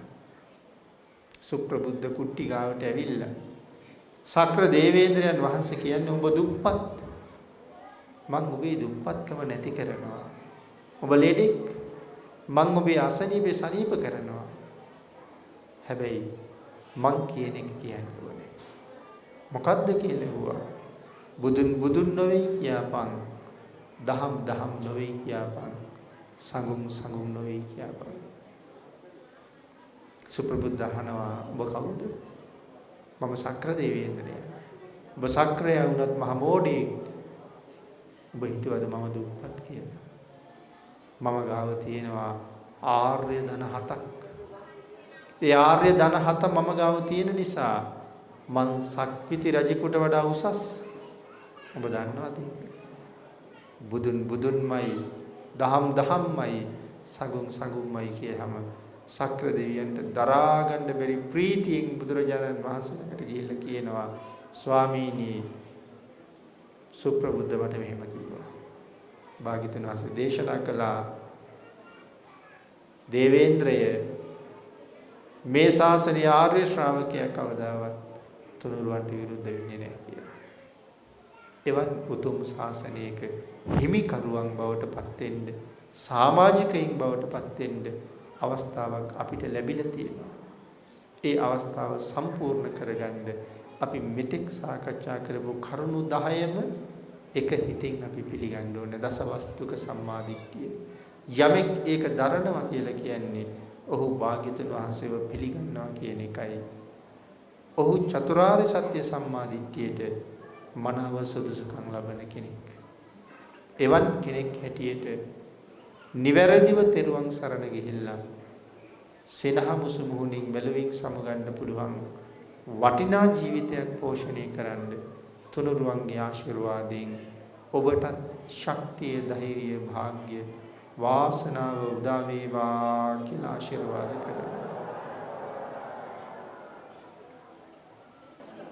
හොඳයි පින්නතුනි, අද මේ උතුම් ධර්ම දේශනාවේ ප්‍රධාන දායකත්වයේ දරනවා ශ්‍රී ලංකා පොලිස් දෙපාර්තමේන්තුවේ සේවයේ නියුතු ජගත් කීර්ති බණ්ඩාර මහත්මයා, එතුමාගේ පවුලේ පිරිස, ඒ වගේම මන්දාරම් නුවර රාජගිරි විහාරස්ථානයේ විහාරාධිපති අති ගෞරවනීය අපේ නායක මාහිමිපාණන් වහන්සේ ජගත් කීර්ති බණ්ඩාර මහත්මයාට නිරන්තරයෙන් මේ වගේ පින්කම් කටයුතු සිද්ධ කිරීම සඳහා හැම අතින්ම උදව් කරන, උපකාර කරන, සහයෝගය දක්වන, මඟ පෙන්වන අපේ විශ්‍රාමලත් පාඨශාලාචාර්යතුමන්, ඒ වගේම ඒ පිරිසේ සියලු දෙනාගේම කල්යාණ මිත්‍රත්වයෙන් නිතරම එකතු වෙලා පින්කම් කරන ජගත් මහත්මයාගේ සත්පුරුෂ පිරිස, ඒ සියලු දෙනා තමයි අද ධර්ම දේශනාවේ දායකත්වයේ දරන පින්වත් පිරිස.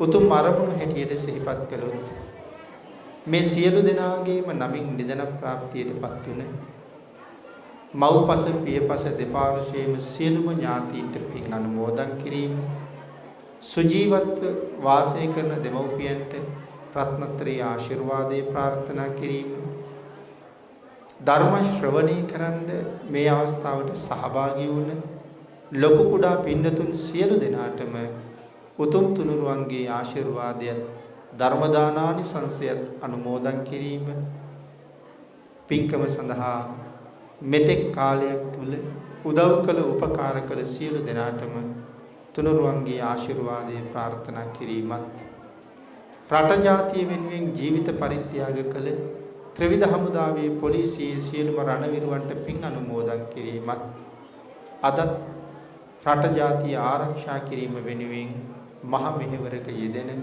ත්‍රිවිධ හමුදාවේ සහ පොලිසියේ සියලුම නිලදරුවන්ට, සෙබළ සෙබළියන්ට, සමාජික සමාජිකාවන්ට තුනුරුවන්ගේ ආශිර්වාදයෙන් නිදුක් නිරෝගී භාවයේ චිරජීවනයේ ප්‍රාර්ථනා කිරීමත්, ලක්වැසි ලෝවැසි සියලු දෙනාටම තුනුරුවන්ගේ ආශිර්වාදයෙන් නිදුක් නිරෝගී භාවයේ චිරජීවනයේ ප්‍රාර්ථනා කිරීමත් මේ පින්කමේ උතුම් අරමුණු අතර සිහිපත් කරනවා.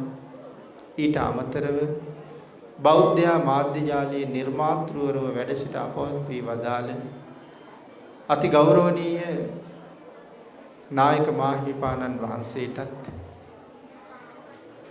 අපවත් වී වදාළ අනිකුත් ගෞරවනීය මහා සංඝරත්නයේ සියලු දෙනා වහන්සේටමත්, බෞද්ධ මාධ්‍ය ජාලයේ වත්මන් අධ්‍යක්ෂ දුරන්දර අවසරයි බොරලන්දී වජිරඥාන නායක මාහිමිපාණන් වහන්සේ ඇතුළු කාර්ය මණ්ඩලයේ සියලු දෙනාටමත් තුනුරුවන්ගේ ආශිර්වාද ප්‍රාර්ථනා කරනවා. විහාරස්ථානයේ නායක මාහිමිපාණන් වහන්සේලාටත් පොඩි ස්වාමීන් වහන්සේලාටත් මේ රැස් කරගත් සියලුම පුණ්‍ය ධර්මයන් අනුමෝදන් වේවා. නිදුක් බව, නිරෝගී බව, චිරජීවනයේ උන්වහන්සේලාට සැලසේවා. උන්වහන්සේලා වගේ ශ්‍රේෂ්ඨ පුතුන් සම්බුද්ධ ශාසනයට පූජා කළ මව්පියන්ට ඒ කුසල් එසේම අනුමෝදන් වේවා. කෝටි ලක්ෂෙන් සක්වලේ සියලුම ආර්යයන් වහන්සේලාට, සත්පුරුෂයන් වහන්සේලාට මේ පින් අනුමෝදන් වේවා. උන්වහන්සේලාටත් අපටත් ඊටම ඉක්මන් භවයක, ඊටමත්ම කෙටි කාලයකින් සැප සහිත ප්‍රතිපදාවකින් උතුම් චතුරාර්ය සත්‍ය ධර්මය අවබෝධ කරගෙන මේ සංසාරයෙන් එතර වෙන්න මේ සියලු පුණ්‍ය ධර්මයන් හේතු වාසනා වේවා කියලා දායක පිරිස ප්‍රාර්ථනා කරනවා. ආකාශට්ඨා ච බුම්මට්ඨා දේවා නාග මහිද්దికා පුඤ්ඤන්තං අනුමෝදිත්වා චිරං රක්ඛන්තු ලෝක සාසනං දේවෝ වස්සතු කාලේන සස්ය සම්පatti හේතුච පීතෝ භවතු ලෝකෝ ච රාජා භවතු ධම්මික